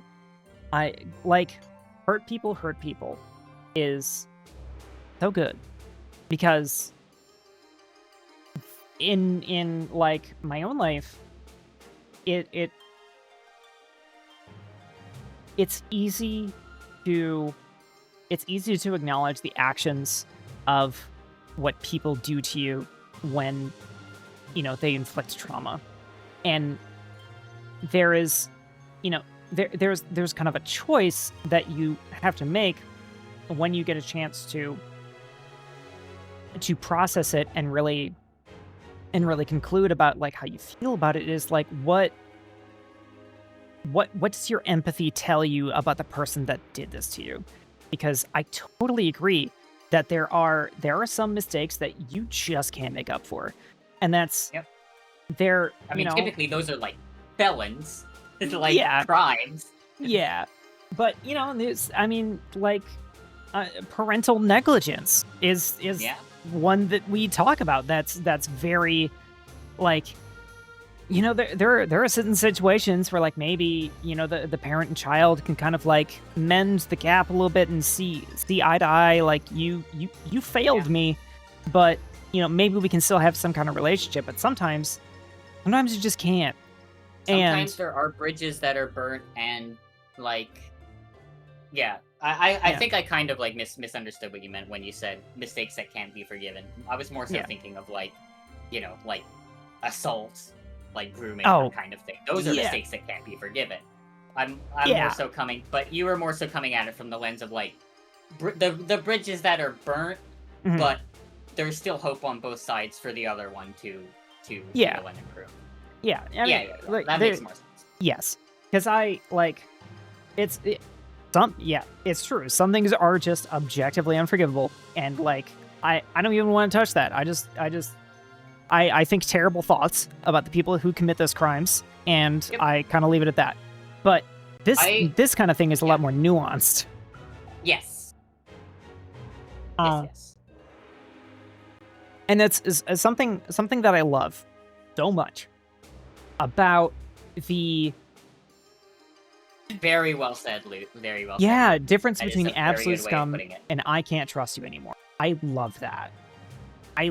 Because the problem is the boundary of it is kind of blurred a bit with the advent of like online call out culture and like the complete like slashing of nuance in the public eye, and it's what I am generally very like nervous about talking about these kinds of things, especially in a situation where I feel like I'm idolized by a lot of people. Yeah. Like, I do try to make sure people know to a degree, but also not to like a degree that it's overly sharing my personal life, that I'm not a perfect human being.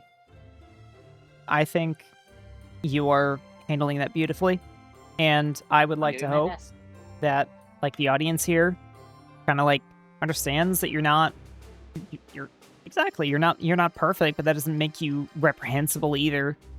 Like, and anybody here, I am sure, has fucked up real bad sometimes, and has some things that they regret and some things that they've had to work past. The sad truth of it is, if you haven't burned a bridge like that, you're probably going to at some point in your life. Yeah. It's just kind of a part of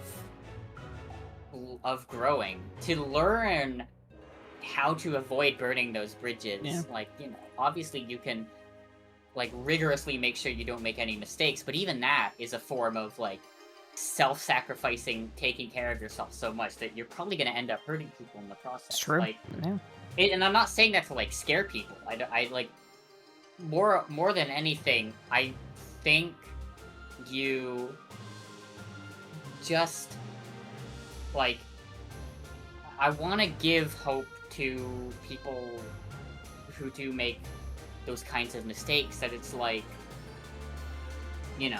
assuming what you did is not reprehensibly evil, again, big assuming there, but assuming, then, like, you're gonna be alright, as long as you take it in stride, understand the things you did wrong, and, you know, put in the effort to improve yourself and heal. And also, in that process, you can't heal and improve and grow out of the expectation that the bridge is going to be repaired, because that's just not healthy, and it's gonna backfire, and it's gonna make every bit of trying to heal that you've done up to that point just completely fall out the window. It ruins the legitimacy of it. Yeah, it does. You have to care about yourself and do this. Do it for yourself. You have to do it for yourself. You, like, if you, I mean, it kind of extends to a lot of things. Like, you can't do anything in terms of, like, growth or change or adaptation with the you can't do it for somebody else, just at all. Because like we said, it won't be legitimate, and it won't work. It won't be real. I agree with what you're saying, Luton. I'm more so kind of also making the assumption in this situation that those bridges are just burned. Like, obviously there are situations where you can try to heal your relationships, and, you know, if it works out that way, that is equally as good. And I think forgiveness is very important, and I try to give forgiveness as much as I can to people. Even though there are some people who have hurt me that I still hold anger for in my heart, there's always a part of me that hopes, is like buried deep, that is hoping and praying that one day we'll get along again. Like, yeah, you know, it's just yeah, no, I completely agree. It's, the thing is, all of this shit is just so messy, and it's so messy. It was important for me to portray that messiness with Neutron Eczema. Yeah, it felt very messy, but it still had the vivid stasis meat to it, the beauty underneath, the kind of the hopefulness of being able to kind of grow and repair yourself, because I saw a lot of that in Dawn. Really is. Okita, I'm not unbanning you from Hajime Haido. just letting you know, in case you're getting your hopes up. Just making sure you know. Just that's the way it's staying. Man, the conversations move so far beyond what I was gonna say about Dawn, which is great because I can't remember it. It's something about I want to shoot something and gather my thoughts again. Yeah, no, that's entirely fair enough. Luton. Thank you for looking for clarification on that. I'm not the best with my words, and, you know, it means a lot to me if I say something that you would like clarification on, that you ask me for that clarification, and I'm more than happy to provide an answer. Yeah. I don't want anybody As to get... saying, this communication shit kind of goated. Yeah. Open communication, being honest about your feelings, is kind of goated with the sauce. They should shoot me down in the street for talking like this. You know what? You can do that here. I'm kind of getting shot down in the streets right now in this game, yeah. Yeah. Well, like, speaking of open communication, we'll cringe openly at you talking like that, and that's fine, because... I am cringe, but I am so free. Yeah. Shame is a prison with no guards and no locks.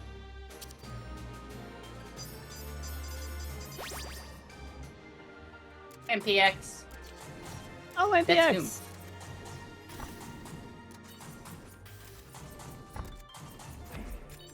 I talk to MPX now and then. We've done some raids, and That's my favorite grumbler. Okay. I can just press the ignore game mechanics button. Yeah. Right? I'll put my trust in you. I saw after I said they should shoot me down in the street for saying that, Caro said no, they shouldn't. It's like an endearing, like, being shot down in the street, you know? Getting shot down in a funny way. Look, anyone who knows me on a personal level, and by personal level I mean has interacted with me outside of my work and outside of my public online presence, will be able to tell you, the closer I feel I am with you, the more I will just call you an asshole and tell you that I'm gonna fucking kill you and then I'm gonna kick your ass. My love language is being a dick. Yeah. Love languages. And violence. being, like, really aggressive for no reason other than I think it's funny, and that most people are also in agreement that it's funny. And if it isn't, then I change the way I interact with that person. I have no problems with doing so. But I do love making fun of my friends. I love doing that as long as it's like, you know, there's just a way to do it that's mean-spirited that people don't realize is, you know? Yeah. But, you know, as long as it's coming from a place of love, it's great. Iris is saying, I do tell her to explode all the time. That's my girlfriend, and I always send her a gif of her exploding. It's really funny. That's amazing. Tell her to explode. We, in my social circle, we talk about exploding people with hammers a lot. Yeah! That's a good one. That's Yeah. Exploding with hammers.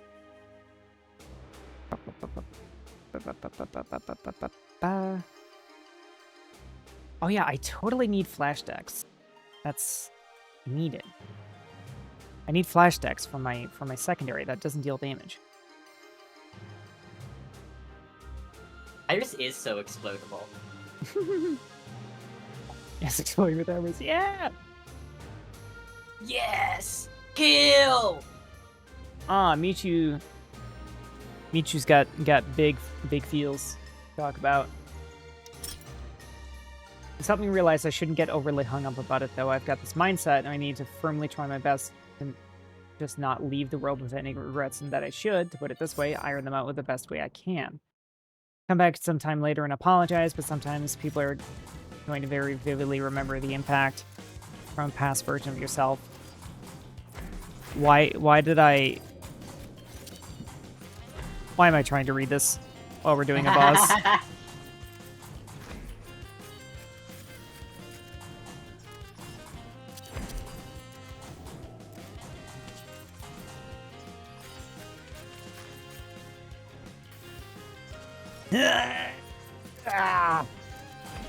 I'll get there. I'll get there.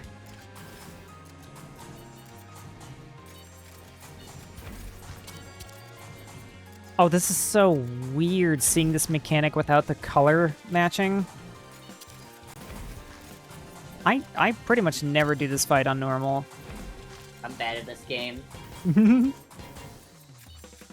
That's okay. It's like my second favorite song on the soundtrack. Dun, dun, dun, dun, dun. Dun, dun, dun, dun, dun, dun, dun, dun. Dun, dun, dun, dun, dun, dun, dun.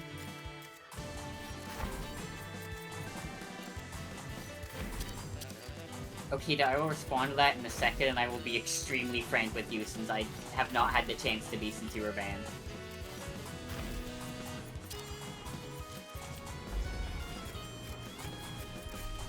This is some dirty laundry I was not expecting. That's a bad thing. No, I'm gonna keep it. I'm keeping it civil. Yeah. I feel the best thing I could do is be completely dead honest. Yeah. You know what? But I'm not gonna be dead honest while I'm fighting a mouse. So Yes. you're gonna have to wait like a minute. Sorry.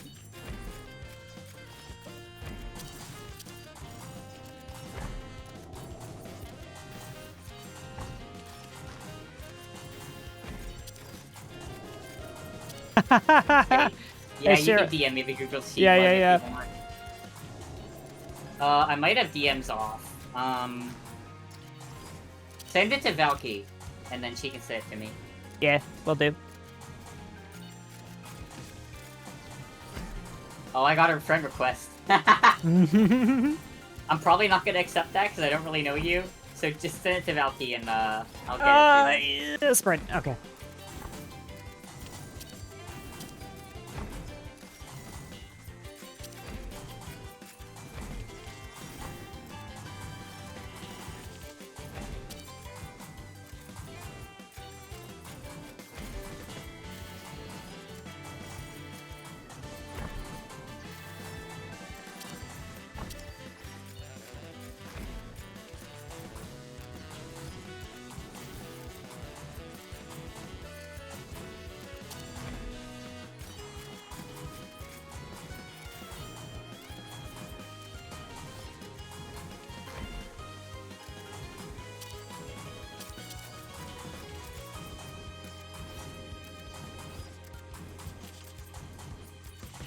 Oh, Rabbit Luck, my beloved.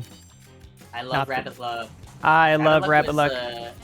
was the prime factor in a really funny build that Kara and I had going once. Mhm. She probably remembers more about it than I do.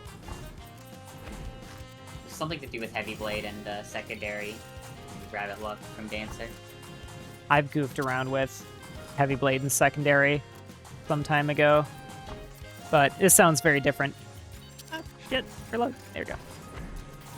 I just, yeah, like, even if I don't have anything based on chance, I just really gotta have Rabbit Luck, because you never know. You could Does get it it. raise crit chance? I've heard, like, mixed responses on that. I've heard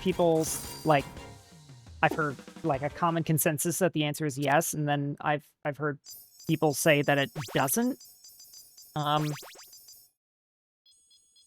don't really learn about this game. I just play it, so Okay. I can only run. Yes. All right. Akita, I need to keep it a buck with you. I need to keep it real with you. You are drastically overestimating the amount of impact that you have on my mind and in my head. You are really overestimating how much I think about you. Yeah. I do not know you, and you do not know me, and I only removed you from Hajime Hideout because your vibes were off, and I did not want that around the server.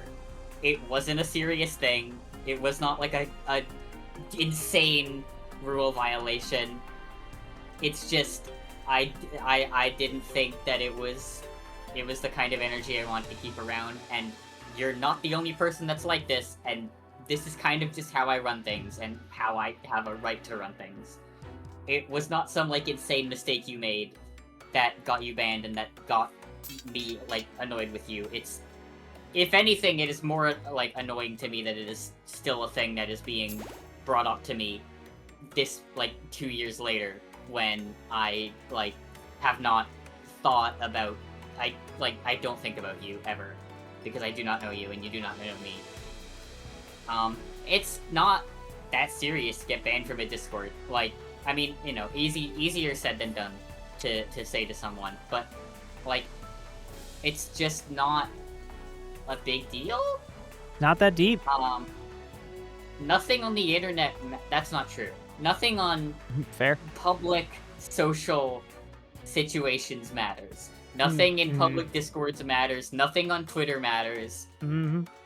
This chicken is bigger than the car. None of this matters. Yeah. And it's like yeah, like, and that also goes to the extent that like I don't hate you as much as I think you think I do. Like, yeah. I don't know. I saw a member who I felt had kind of off vibes from what I wanted, and in the mod chat we discussed for a long time about what to do regarding that, and we came to the conclusion that it was easier to just remove you. And that's not like a huge offensive mistake you made. That's just the way. That's just a difference in the way that I like to keep an energy versus the energy that you have. And there is nothing intrinsically or inherently wrong with that you need to change, other than just accepting that there was a vibe mismatch there and moving on with your life. That's it. That's all there is to it. Great. Yeah. If I have to say this again, I will be a lot less forgiving than I am right now. Yes. I think we can kind of settle with I that. hate repeating myself when Yeah. people don't listen. Yeah, no, I try to be as honest as I can when I have the option to. Yeah. It just ain't that deep. Life-changing post, that post that's like, nothing on social media matters. Look, this chicken is bigger than the car. It isn't that serious. I wish I read that myself, because I kind of don't post enough on social media, because I'm always like wondering and worrying about like what, you know, so dumb. I wonder what people are gonna think. You know, I wonder what kind of like presence I'm gonna have or establish. It's so dumb. I know it is, but For every like 20,000 players that Vivid Stasis has at any given moment, I understand Toby Fox not posting ever more and more. yeah. That's real as hell. If people were like psychoanalyzing all of my posts and my history on the internet like they do for that guy, I'd never post on the internet either. Fuck, yeah. That's a fandom I've stayed well out of myself, so this is, Space! Oh, Debbie! thank you so much for the follow, Wow, Debbie! I'm eating shit on this one. I hate, like, wind mechanics. Thank you so much for the follow, Debbie. Oh, God, may your don't get Star me Dancer journey started. take you far across the cosmos, and yes. Don't get me started on the shit people have been doing to Gooseworks lately. I don't even want to think I about feel that. so fucking bad for her. Oh no. It's, like, genuinely, like, actually, like, maybe some of the, like, most angry I've been at social media. Like, Yeah. maybe in my life? Yeah, fair. I mean, well, Holy shit, that backstrike did 6,000 damage. What the fuck? assassin back shots. That was a crazy back shot. Holy shit. Assassin back shots.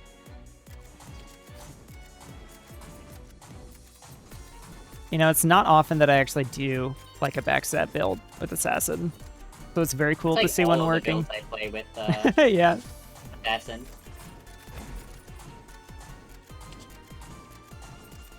Oh, yeah.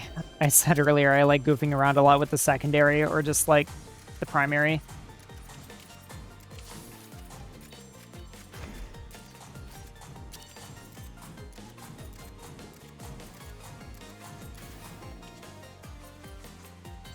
I actually haven't watched Digital Circus aside from the first episode. I didn't watch a whole lot more than the pilot myself. I occasionally would like join in and watch parties when like other people were watching it, so I'd see like bits and pieces, but I never like sat with the whole thing all the way through. Yeah, not really my kind of vibe, but it's cool that in an indie project is able to get that big. Yeah. I always loved watching that happen. Even if it's resulted in a truly awful social media like attack on The a trans woman. Oh, you're getting me thinking about it now. Yeah, like oh god. What happens with these indie fandoms is just so mind-boggling to me. Like, you know, Toby Fox, FNAF, though that's not really indie anymore, or like, we just talked about Digital Circus. Like, they're always just like something that somebody made because it was neat, and then it just explodes into popularity, and then the people who obsess over it are just not all right. It's kind of even less the people who are obsessed over it, and more the people who aren't obsessed over it, or even fans of it, and just like spreading drama. Yeah, you actually got a point there. People who just It's a popular piece of hate media watch. made by a trans woman, which means the people who are mad about it don't even actually like the show because it's made by a trans woman. yeah. They just like, well, yeah, you know. Yeah. You know the kind of person. Oh, I do, and they are not welcome here. No. Because I mean, fuck? How many trans femmes do we just have in this room right now? This is our home, goddammit.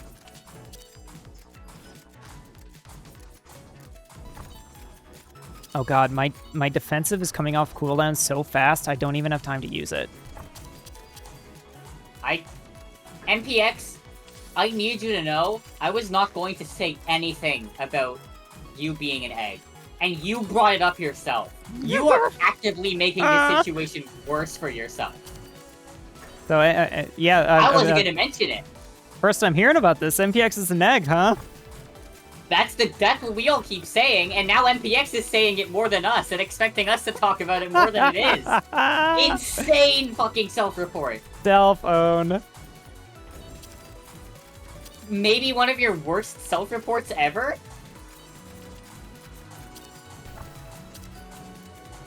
I guess NPX just really wanted to tell me. I'm gonna have to keep that in mind for the next raid. What game?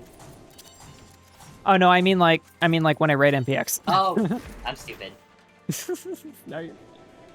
Spread. Spread. Line. Spread. Or circle. Whatever. Stack.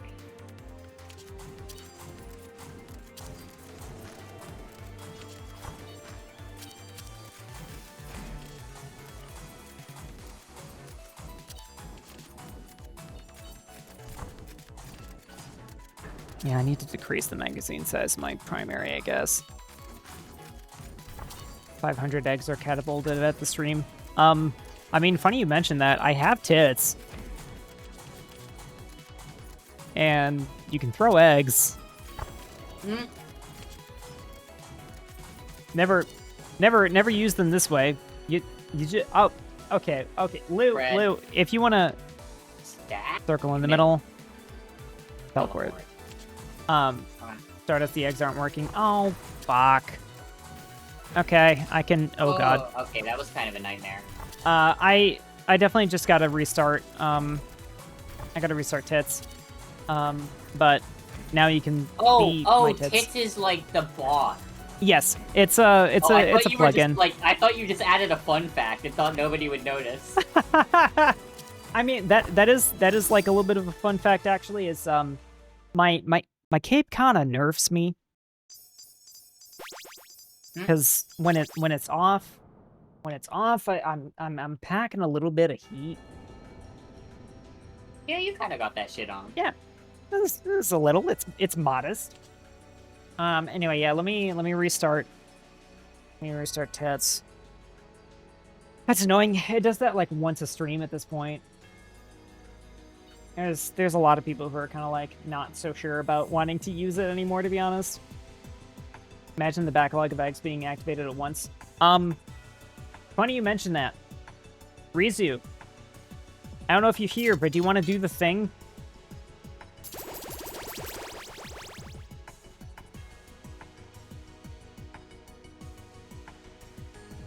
Twitch integrated throwing software. It's the thing that throws things. Yes, and it's tits. The creator of it really likes calling it tits because it's funny. Okay, it doesn't. They don't tell you this, but sex is really funny. Devs have also confirmed that it's intentional. Yes. Okay. It looks like Rizu is not here at the moment. Oh. Wait. Okay, she says I can't. Because it would break the recording. Which it probably would.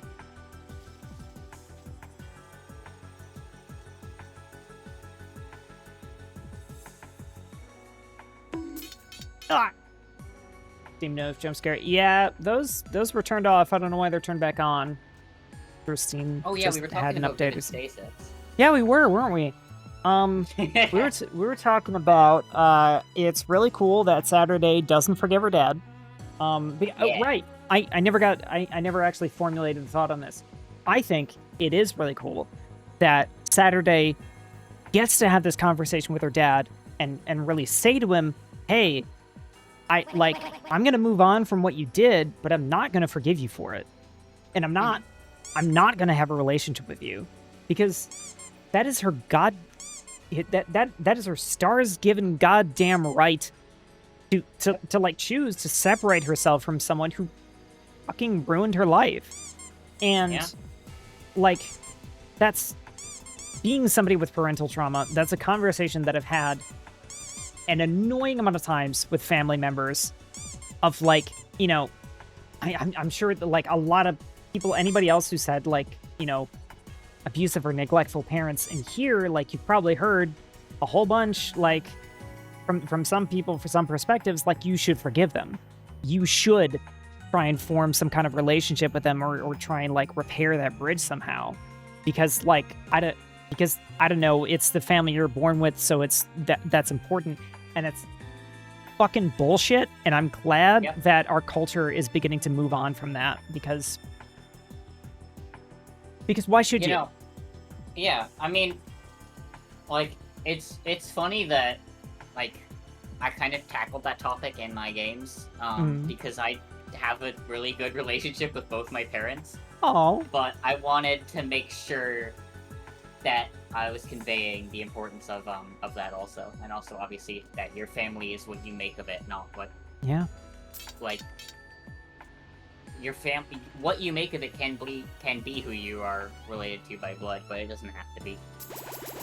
Yeah, family is something that you choose. You know, blood of the covenant thicker than the water of the womb, as they say.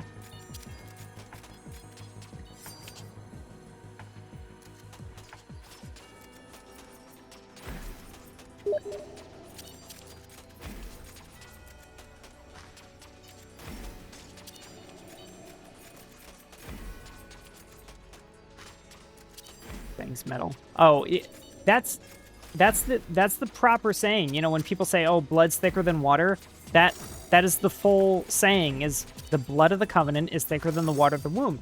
It is the actual opposite of what so many people think it is. Oh man, nice TPS. Woo! I'm more surprised the mindset hasn't died out earlier. To me, it's very 1 + 1 is 2. You would think, but I mean, transphobes still exist. Fucking yeah. Wait a minute. I gotta check something here. Oh my fucking god. Eh? Kari! Hang on. Kari, if you're still in here, just know that I'm gonna have some fucking words with you. Crazy at the bottom but of I'm your also really glad to It's see really you're back. cool. And you have some apologies to make. I hope you understand. But we're really glad to see you. Kari is... I can't hear whatever she's saying because she's muted on Discord. Kari, there's a person in here, Kari Career. Very important to my community and to me. There's a bit of some baggage there, but it's just really nice to see him again after not hearing from him for a while. Yay! I almost missed it too. Thank you, Rizu, for being so on top of it.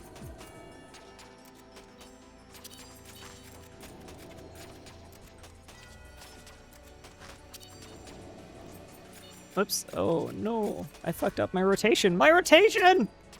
My DPS will never recover. My rotation.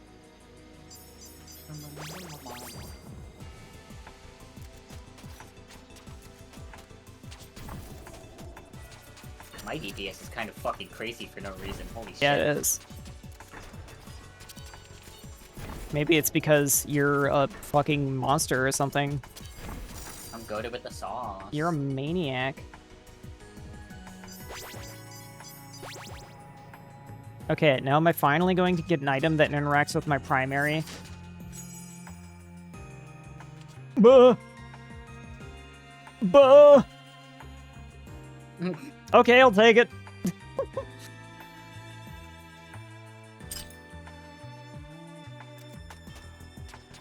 Not what I was hoping for, but it's something. Got it with the swouse. I'm good with the sauce. Prayer.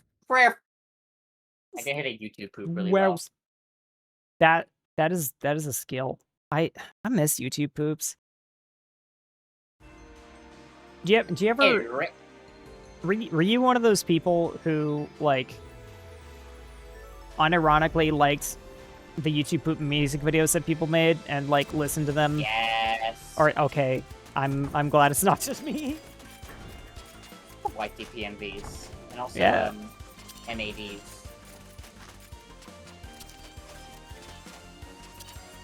I don't think I know those, but maybe I do by a different name. Basically Japanese YTPMVs. Huh. Fair enough. Woo! That was a crazy dodge.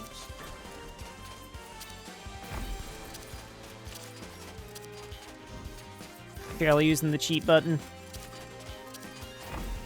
I love to ignore game mechanics. I'm my own worst kind of person. Imagine if you could do this in 14. Imagine what a nuisance you would be. Oh god. I'm always up to some bullshit.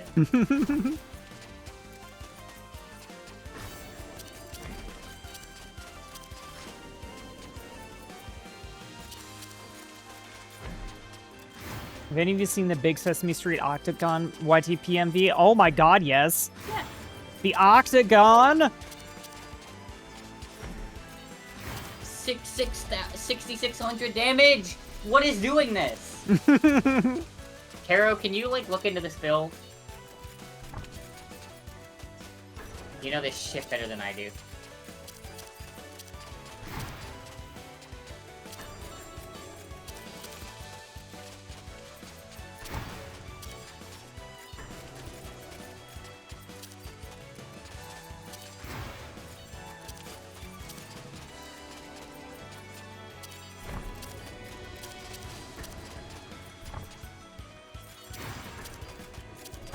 This fight feels very long for how much damage we're dealing.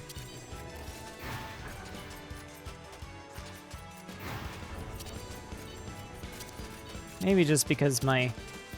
Oh no, what have I done? I'm fine, okay. I wasted my defensive, but got away with it anyway.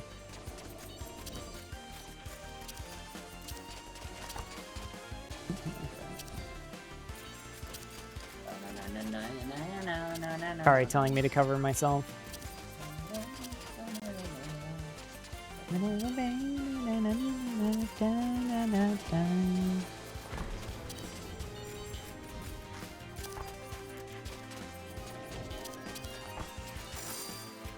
Nice. Holy shit, that's crazy, dude. Nice, Deets. My god.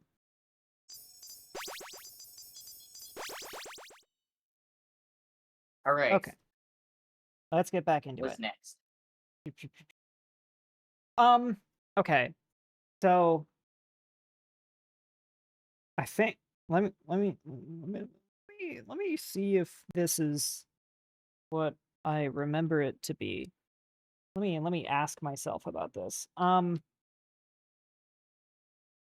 Thinking about colors again. So we talked about the color development with Saturday specifically. I wanted to give a little bit of space to like let you explain if there are any other interesting like color developments and interactions with other characters. Because he said that the overall color palette kind of changed to more like less bright, more saturated. And that is the shades of pink changed, and that was very deliberate with Saturday. Is there anybody else who kind of went through that similar kind of treatment that you wanna talk about? Well, obviously in that chat message, I explained how Setsuki's color is kind of set up to kind of play off of Saturday's color again, at the Yes. beginning of the story and as it That- changes. Yeah, that's what really hooked me about this. Was realizing like think how much you. Winning answer is I haven't really thought that deep about it for the others. Yeah. Okay. Totally fair. like I explained that Allison's is kind of ties into that color representation of growth, but like Eri and Katomi and Chio, I kind of just designed characters that I thought like fit the personalities I gave them. Mm-hmm. Yeah. That's You know, fine. it's That's great. yeah. Sometimes the curtains are blue. Yeah, exactly. All right. So, I'm gonna use the watch here. yeah, go ahead.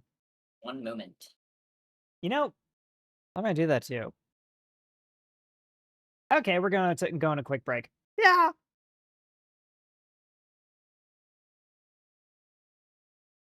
I have returned. Oh shit, y'all can still hear me. That's crazy. I can say anything I want and Valkyrie won't know.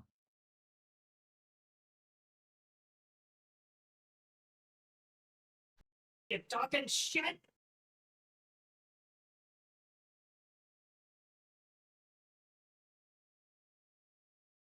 I think tonight I'm gonna make my noodles with teriyaki sauce instead of soy sauce. I haven't tried that before, but I really like sodium and salt. And it's another kind of salty sauce, so I want to try it out. It sounds a little sweet for me. Yeah, I can see it. Welcome back. Thank you. I also decide to take a little restroom break.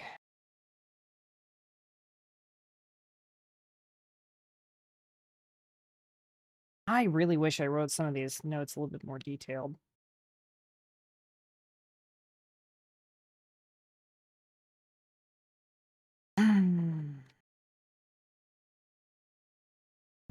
Let's see.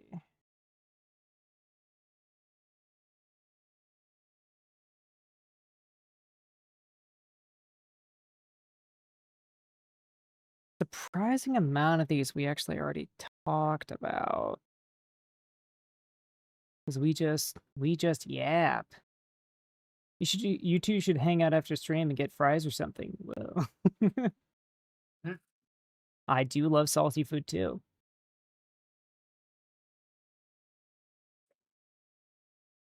Oh, Michi was definitely talking about Lou, but whatever. I'm commandeering the friendship. I am also going to get fries.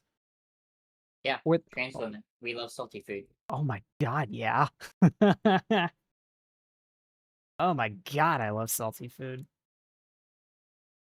Uh, I for already liked salty food before I started HRT, I'll say, oh my god, so it got so much worse. I'm ravenous for Takis. Ooh, I can't have the hot ones because they Mhm. have barley in them, which really Oh my sucks god, because I really? like them. Wait, oh my god, Takis have barley in them? Yes, specifically the fuego ones do. Oh god! Oh Oops. god! I thought I just felt terrible when I ate them Just because they were just get spicy. just get Doritos Dynamitas instead. They're the same thing but better. Huh. I'll have to try that. They Doritos, used to have them. They had Dynamitos. them in Canada before Trump got elected, and now they don't have them in Canada anymore. And I'm really sad because they were my favorite snack. Sounds neat. Sounds very neat. Neat and tidy. But yes, definitely still really like Takis. But yeah, Lou is Canadian. Wait, Stardust also celiac. Not quite celiac, Not but celiac, I intolerant. yes, I'm intolerant. So I can eat gluten. It just feels kind of bad afterwards. Uh Cheryl, I think Lou really wants to be your friend. Ugh. Where in Canada, Lou?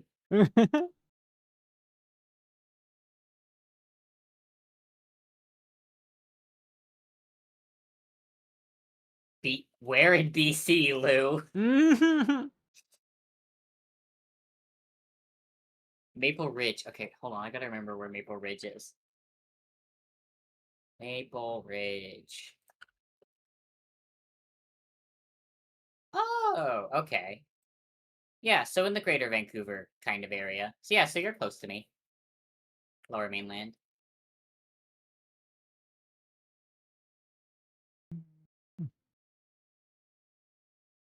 Here we go. Turn off the chat messages. I think probably done with RNS for this one. No, I just realized I'm wearing the wrong name on Steam. Oops. Rabbit and Steel too. Like I said, I try. I try to keep up with it, but it's very difficult sometimes. They kind of like the okay, I'm going to talk about myself a little bit. The kind of neat thing about it is that it also kind of tells my friends what to expect from me in terms of like Mhm. games and stuff, because we kind of have our individual tastes, different members of the system. Mhm. Like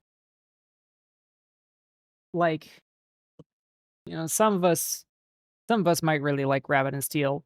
Some of us really might like Stellaris. Others will find either of those games really fucking boring, and it's been Mhm. like a point of contention at times. So I feel like that's kind of something people can kind of expect. Is like, oh, it's Ishtar, so we can safely expect to maybe play some marathon later, Mhm. etc., etc. I did that for a bit. After realizing I was plural, but the thing is, I realized very quickly that my uh-oh. Did I answer one of your questions inadvertently? Well, I actually wanted to ask about that because okay, I'm gonna put a pin in that. We can talk about that in a minute. But finish your thought. uh, I realized that the borders of my personality were much blurrier than I thought. Hmm. Okay. So The yes, question, I know you uh, want to. yes. Um, I was wondering. Uh, obviously, I had been really wondering. Uh, what it was that made Vivid Stasis so well informed on plurality, and I was I curious think you know how. your answer. I do, but I wanna hear you say it and talk about it and shit. I wanna know what your, like, perspective and experience is when it comes to, like, understanding and confronting plurality. Like, I would love to know how your experience with plurality relates to your experience with vivid stasis. Well, I've been around plural people for like a lot of my life. I've had friends that are plural. I still have friends that are plural. Mhm. Um, and as it like became as I was writing further into the story of its stasis with stuff like chapter 6 and onwards and into the final chapter, it kind of became clear that that was what the story was going to be about too, and that kind of made me look inwards a bit on my own personality and Okay. my own self and what Mhm. that kind of means. And at first, I always feel like if I'm gonna write about something, it needs to be something that I've experienced and that I understand. Like in terms of Fair, yeah. larger like themes. Oh, And yeah, yeah. for a lot of Vivid Stays the story, I really actually didn't want to explicitly confirm or make the story actually say that it was about plurality because I did not feel that I had a nuanced enough and like had an Mhm. experienced enough perspective on it to write something with that degree of confidence without worrying that I was going to come off as, talking about something that I don't know much about. Mhm. That kind of changed in chapter 6 where I kind of started looking more inwards on myself and how that kind of stuff relates to me. To be specific, I do describe myself as plural, but I do Mhm. not describe myself as a system. Mhm. The boundaries between my personality are very very blurry, and um it is much closer to an extreme mood swing and than it is a difference in like identity, but it brings me peace to channel it through that expression of plurality and the expression of what that means that I do describe myself as that. But I do Yeah. not describe myself as a system Okay. because my personalities are too blurry and messy and all tangled up together. Mhm. And trying to force them to not be did not work very well for me. Oh, yeah. Yeah, that's kind of an important thing to kinda confront. Like, if you have these differing states, like, how much definition and, like, Mhm. how much can you harden the edges with them, and, like, Yeah. sometimes they just won't. And to that end, Saturday's plurality is actually like quite different from mine, where and she has these kind of defined personalities, and although I kind of keep it vague as much as I can because I want it to be the kind of thing where a lot of different kinds of plural people can relate to the story and see themselves in Saturday, and I feel like giving too much information on the actual like way that I see Saturday's plurality kind of defeats the purpose of that. But I Yeah, did yeah. go a bit into it in Vivid Stasis, and yeah, it's not it.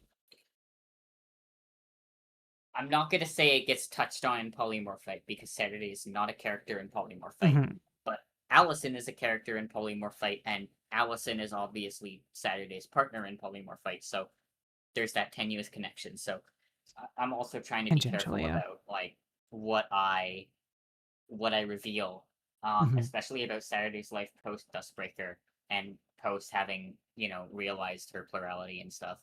Um, but Saturday has these very defined personalities, um, and kind of her system is set up that way, and it's implied through Neutron Hexama that Saturday is kind of the front. I mean, if this is implied throughout the entire rest of the game, Mhm. like through the fact that everyone joins Saturday's mind, it's implied that protagonist Saturday is the front of the system, and the other three are sort of more like voices in her head, Yeah. um, so to speak. But that even that isn't really the case for me. Mhm. I don't really have, I'm. It's something I'm honestly kind of self conscious about, is and why I make sure to specify that I do, while I do call myself plural, I don't feel comfortable calling myself a system because I don't have a lot of the experiences that most systems do, and I don't think that classification is accurate for how I feel like my plurality. Yeah. That's a very good and very respectful distinction to make. Yep. Because I know a lot of plural people can have very strong feelings about the concepts behind Yes, plurality. I like I do know that there is a lot of contention around what qualifies as plurality, what classifies as being a system, and Yeah. I don't really want to cast my lot into what I believe in because I don't really believe that I'm a system in the first place, even though I Mhm. do believe I'm plural. So I think that Mhm. distinction is very important for me to make. Yeah. I think it's important too. And I like I don't know, like whenever I think about like nuances like this and kind of like gray areas like yours, I really just want to come back to like let people figure themselves out, you know? Hmm. Something something not a lot of people fucking do. I feel like I'm kind of unique about that when it comes to Mm, plural individuals. hmm. Um I tend to avoid system communities, Yeah. but I don't want to get too deep into that. Um yeah, that's actually so cool that this is some way that you can kind of like embed yourself into the story or release it embed the story into you, maybe is more Yeah. right way to put it. Cause like Valky is really cool. Highly suggest him as a friend. Thank you. Um oh that just derailed my train of thought. Oops. Get Uh complimented, nerd. how dare. How dare the complimentings. Um I was I feel like this has kind of been rehashed a couple times now, but like you didn't know it was about plurality until kind of like towards the end when you took a step back and realized it was Mhm. about plurality. Were you I've got ads. Oops. We can hold off for a second. Yeah, that's fine. I'm kind of starting to hit my limit anyway. Yeah, same. Um, I'm really I'm hungry. I'm getting tired. But typically my streams last 3 hours, so we Yep, can makes sense. yeah, we can either wrap up in 10 minutes or a little bit earlier if you're just tapped out. Oh, it's fine. I can do 10 minutes. Cool. Yeah, so we can just wait on ads. I have a couple. I do want to talk to you for a sec off stream after the end of stream, though. Oh yeah, totally. I might switch like the moment I'm offline, but we'll probably remember Yeah. everything. I'll remind you if you forget. Yeah, appreciate that. Yep. Are we out of ads, hell? OBS has 10 more seconds.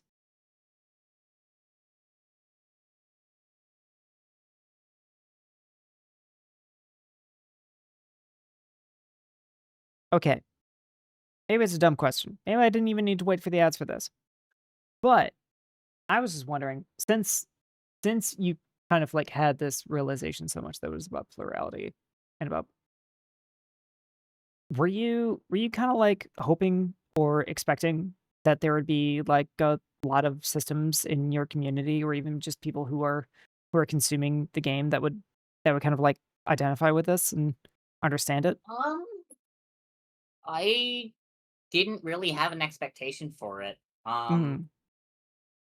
I am kind of averse to the idea of the game becoming representative of any one thing specifically because it's kind of a messy amalgamation of so many different things. Like while the It story does totally is. tackle plurality, it's also about like trauma, like from an outside plural stance. It's also about forgiveness and it's about Mhm. like crazy metafictional reality layers and like crazy science fiction concepts Oh yeah. and so I kind of internally there's a kind of a part of me that's averse to the idea of this game kind of becoming like a like the Celeste of plurality for lack of a better term. I was kind of um thinking of Celeste too when you were explaining this. mhm. I like I and I mean I would also be averse to it if it just became this game that became popular for having a really complex story, or if it just became this Yeah. game that became popular for having like I really Yeah. want people to see the whole picture, even if they don't like the whole picture. Mhm. Like there are options to get around certain things if you don't like them in the story. Like obviously there's a ton of assist options. There's content warnings for every episode in the story now. Like the game gives you plenty of tools to kind of shape the experience how you'd like it, but I would not want you to see the game for something that it is for anything less than everything that it is the Yeah. thing. Yeah. Even if that means accepting that there's parts of the game that aren't for you. Definitely. It's because like I definitely see what you're saying because like there's always going to be certain elements that certain people are just going to really latch onto with any kind of media that they really like and identify with. People are probably going to find like, you know, points of contact that they really stick to, but Yeah. you don't want the entire fandom to do that at once. Hmm. Yeah, I I completely like understand and identify with that because you don't want your work to be simplified because it is exactly so many different things. And Yep. it's to the point where it's very hard to describe and I kind of like that. It's like Yeah. when people ask me about I Vivid feel Stasis, like Mhm. it's kind of one of those games that I in my mind, the ideal situation, I think, for recommending Vivid Stasis, that it kind of becomes one of those games where you recommend it to someone and you say, like, I can't tell you anything about this. Don't look up Mhm. anything about this. Just go into it blind. Yeah. I feel like that's the best way to recommend a Cheryl Stelli game. Because Yeah. it does not give you an expectation for what it is, other than that it is going to be a slightly messy, complicated, but potentially really impactful experience, which is the kinds of games I try to make. Yeah. I love games like that where when it comes to recommending it, you can't really say much without it being like a spoiler or reductive. And you just really got to say it's really good. Just play it. And God forbid if you recommend Vivid Stasis solely on the basis of it being Yuri. I will come and find you if you do that. Immortal and Run. I will cry. Oh no. That's, That's funny. See, that's okay. funny. That's funny. I like Yeah. that. Yeah. Yeah, I know what you are, Iris. I know what you are. I'll play Outer Wilds one day. Fishing. I gotta play Outer Worlds too. I've every intention of streaming that at some point. It needs to Dude, happen. just don't look up anything about it. Just play the game, dude. Yeah. Dude, you have to play Outer Wilds, dude. I love games like that. Oh man, I really do. And like You ever played Void Stranger? Oh, writing that down. Oh, okay. Oh. I wrote it down. Those games. I wrote it down. It's okay. It's one of those games.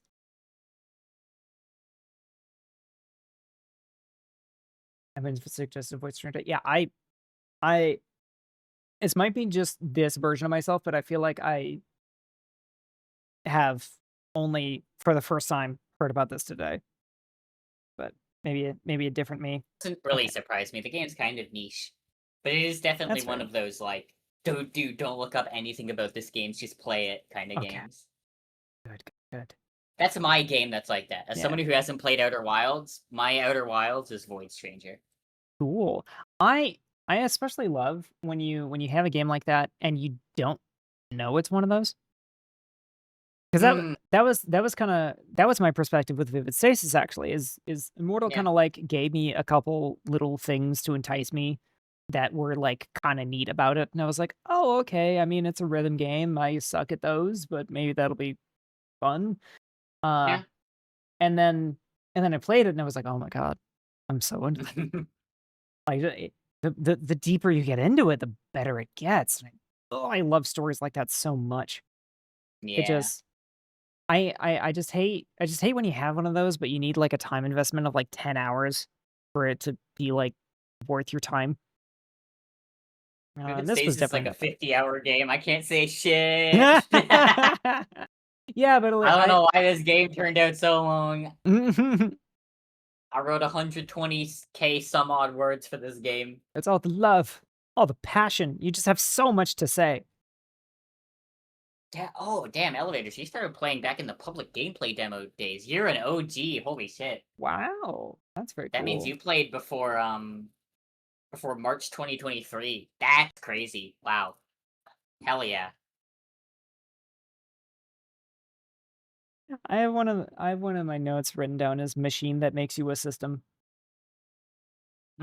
What the fuck was that supposed to be? I mean, I assume that's about the Duskbreaker. It is, yeah. Yeah, Saturday. So I went to the machine that makes you a system. What? Yeah, it's crazy. You go to this machine and you become a system. What are you talking about? That's stupid. I'm not going to become a system if I go to the machine that makes you become a system. All right, go to the machine. So I became a system. Oh, it gets you every time.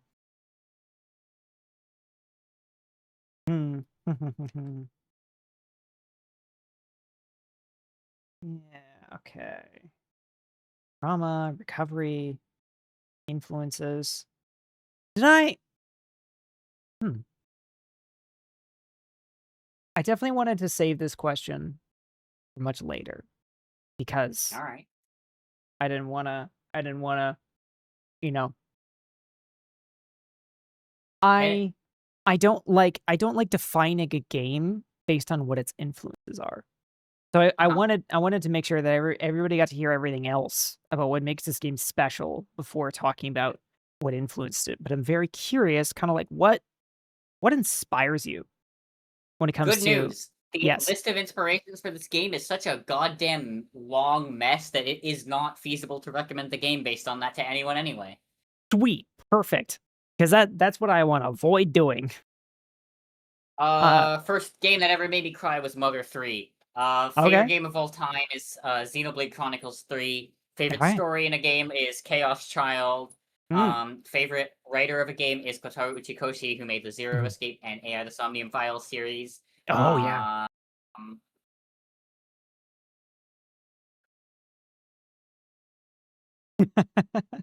Some mix of all of those things. Yeah, yeah. That's very cool. I appreciate the lightning round on that one, actually. Speaking of lightning round, Lou is addressing my elephant in the room. Yuri? Okay, this is getting ridiculous.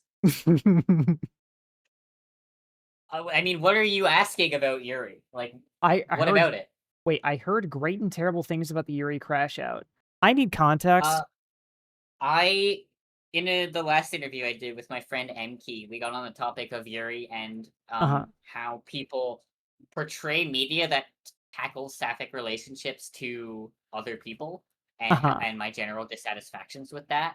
Oh, okay. I don't feel like repeating the whole like 30-minute tangent. So That's you can go fine. watch that interview if you want, but the short of it is I am dissatisfied with the fact that Yuri has become a replacement word for anything to do with like sapphic relationships, when Yuri as a term describes a genre that is explicitly about sapphic relationships, and that is the central theme of the story, whereas with Vivid Stasis, the sapphic relationship is there in service to its larger themes. So I'm dissatisfied when people call Vivid Stasis Yuri, because it implies that Vivid Stasis is a story about romance, when in actuality it's a story about life, and romance is one of the ways that it tackles that theme. Yeah. Yeah. That was a long run-on sentence. That's true though. That's a way of interpreting it that I had never thought of, because I guess I was caught up in that a little bit too. It's just kind of like slapping Yuri on anything that has sapphic relationships in it. And that puts words to something that I have been juggling around in my head for a while, because I read I read a lot of books that have sapphic stories in them. And I do actually really enjoy Yuri being specifically like sapphic romance stories. Yeah. But there's one series that people define as Yuri that I really enjoy reading, but I kind of always have to, like, if I recommend it, I always have to kind of give the disclaimer of like, it's not really about the sapphic relationship. Yeah. That's kind of like just something sort of on the side. That's it says 2 titles, Executioner's Virgin Road or Executioner's Way of Life. I don't know anything about books, so I can't comment on That's fair. It's also an anime. This is how I feel about Signalis. Signalis, ooh. I have not actually played that game, but I do know a lot about it, and I do know that people try to sell it on it being Robot Yuri, and that is not a Yuri story whatsoever. Yeah, it's it's the core theme of the story. Like it's about the relationship, but that's kind of like not the content of the story. It's not of like, yeah, I don't know. There's stretching, and then there's like Olympic warm-ups. Yeah. I've got complicated feelings about Signalis myself. I really try to enjoy it, but like I play a lot of survival horror games on this channel, and this one, gameplay wise, was my least favorite. It's very old Resident Evil. Yeah, I really didn't vibe with it. And like, oh, sorry, I thought of another follow up to the Yuri thing. Oh yeah, go ahead, hit me. I get so angry whenever people say something along the lines of, Vivid Stasis is so cool, I wish lesbians were real, or Vivid Stasis is a story with a trans lesbian protagonist. No! She is bisexual, you fucks!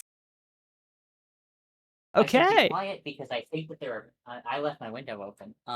Anyway, yes, Saturday is bisexual. She is not a lesbian. Cool. Allison is a lesbian. However, people sell the game on Saturday being a lesbian so fucking often because she is a girl that has a love interest that is also a girl, and that is the sole reason that people assume that she is a lesbian and do not even consider that she could actually be bisexual or anything else.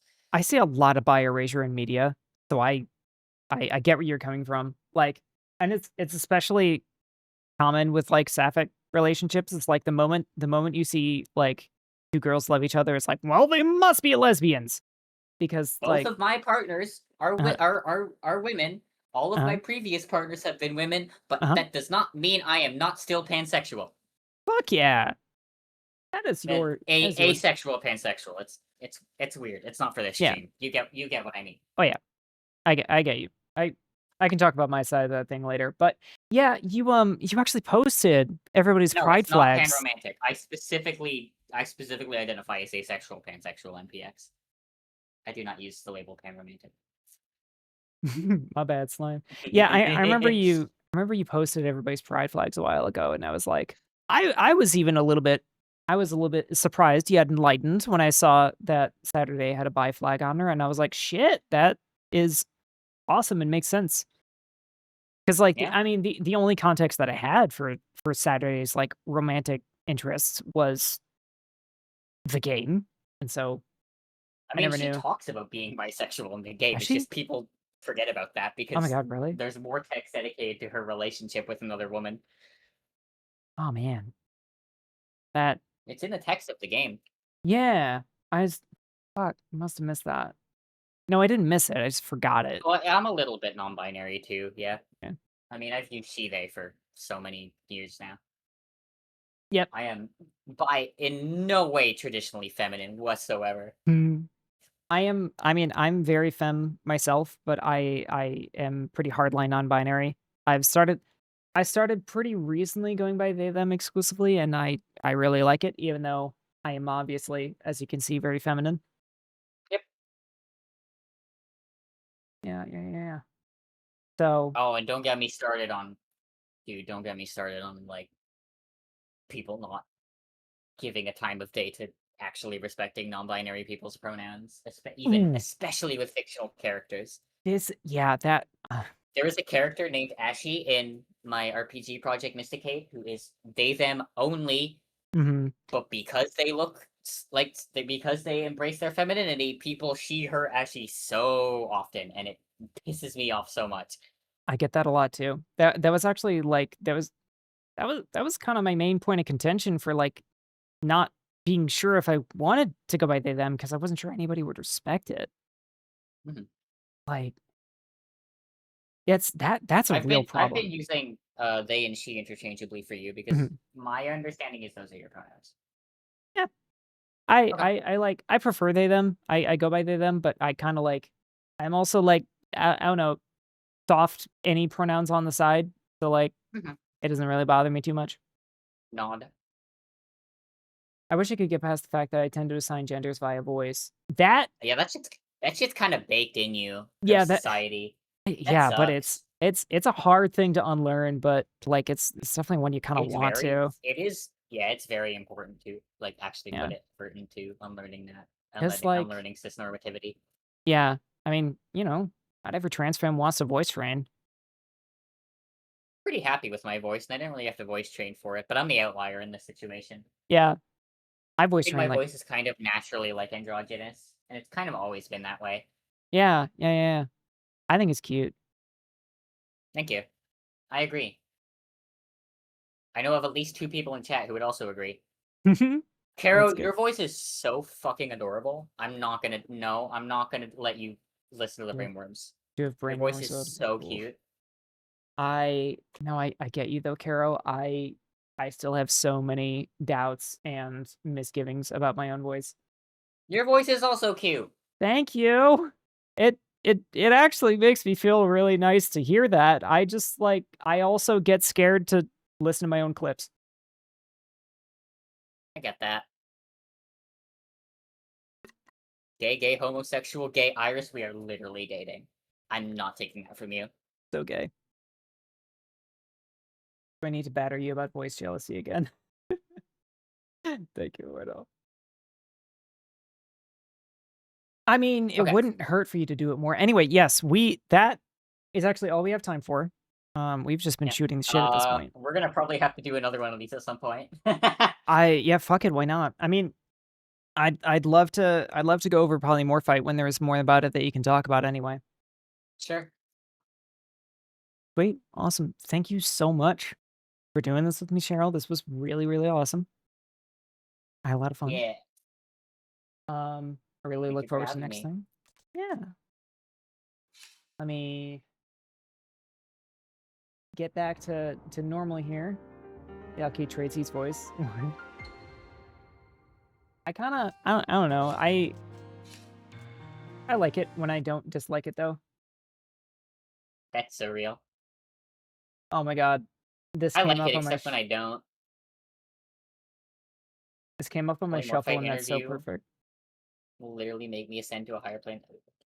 Yeah. I'm not gonna talk about Nocturne around you, Lucia. 1, 2, 3, 4, 5. 5 seconds even with Twitch delay is insane. The brainworms are nasty. Yep. I have so many questions about polymorphite and Cheryl won't tell me anything. Wow, that's awesome. You really have been keeping it close to your chest. You think I just because like you're my partner, I'm gonna tell you the plans I have? I have plans that I cannot share with you right now because the haters will sabotage me. Oh no. Cheryl, I have compiled my thoughts. I finally do, in fact, also have minor voice jealousy for you, if only That's because crazy. No one's I ever have said such that to a me before. Wow. yeah. I guess my voice, like the problem is my voice cracks so often.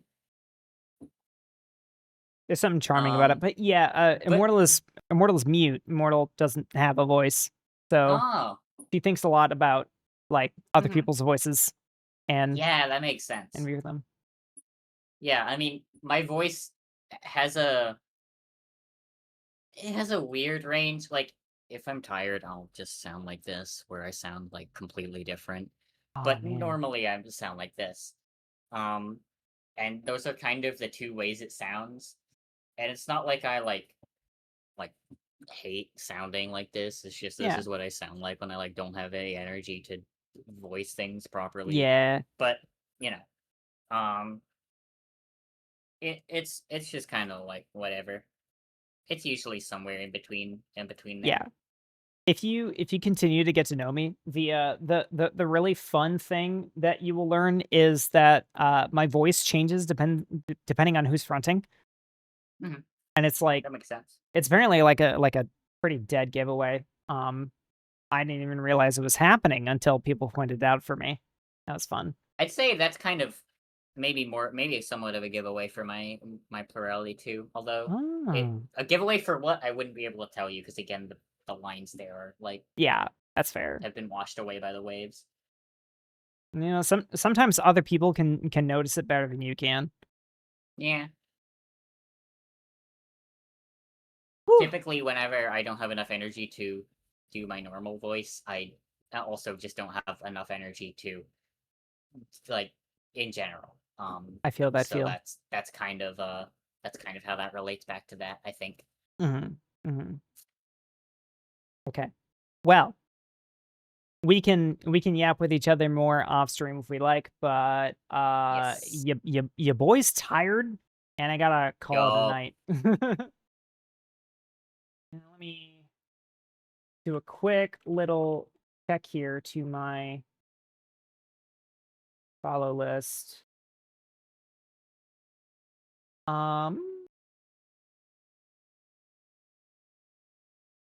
Looks like Salvion is playing Repo right now. That could be fun. I'm gonna fuck up some noodles after this. I got sushi. Oh fuck yeah. Okay. Dude, fuck yes. That is gonna be awesome. Anyway, so thank you again, everyone, so much for attending and for offering your support. I really love and adore each and every one of you. And please be well, yourself and others. Goodbye. Until I see you next. Goodbye. And I eagerly wait you guys all in The next one. I think they're doing like a routine Yes. like outro thing. Have a great I night don't now. know anything about that. Goodbye. Ciao, ciao! Goodbye.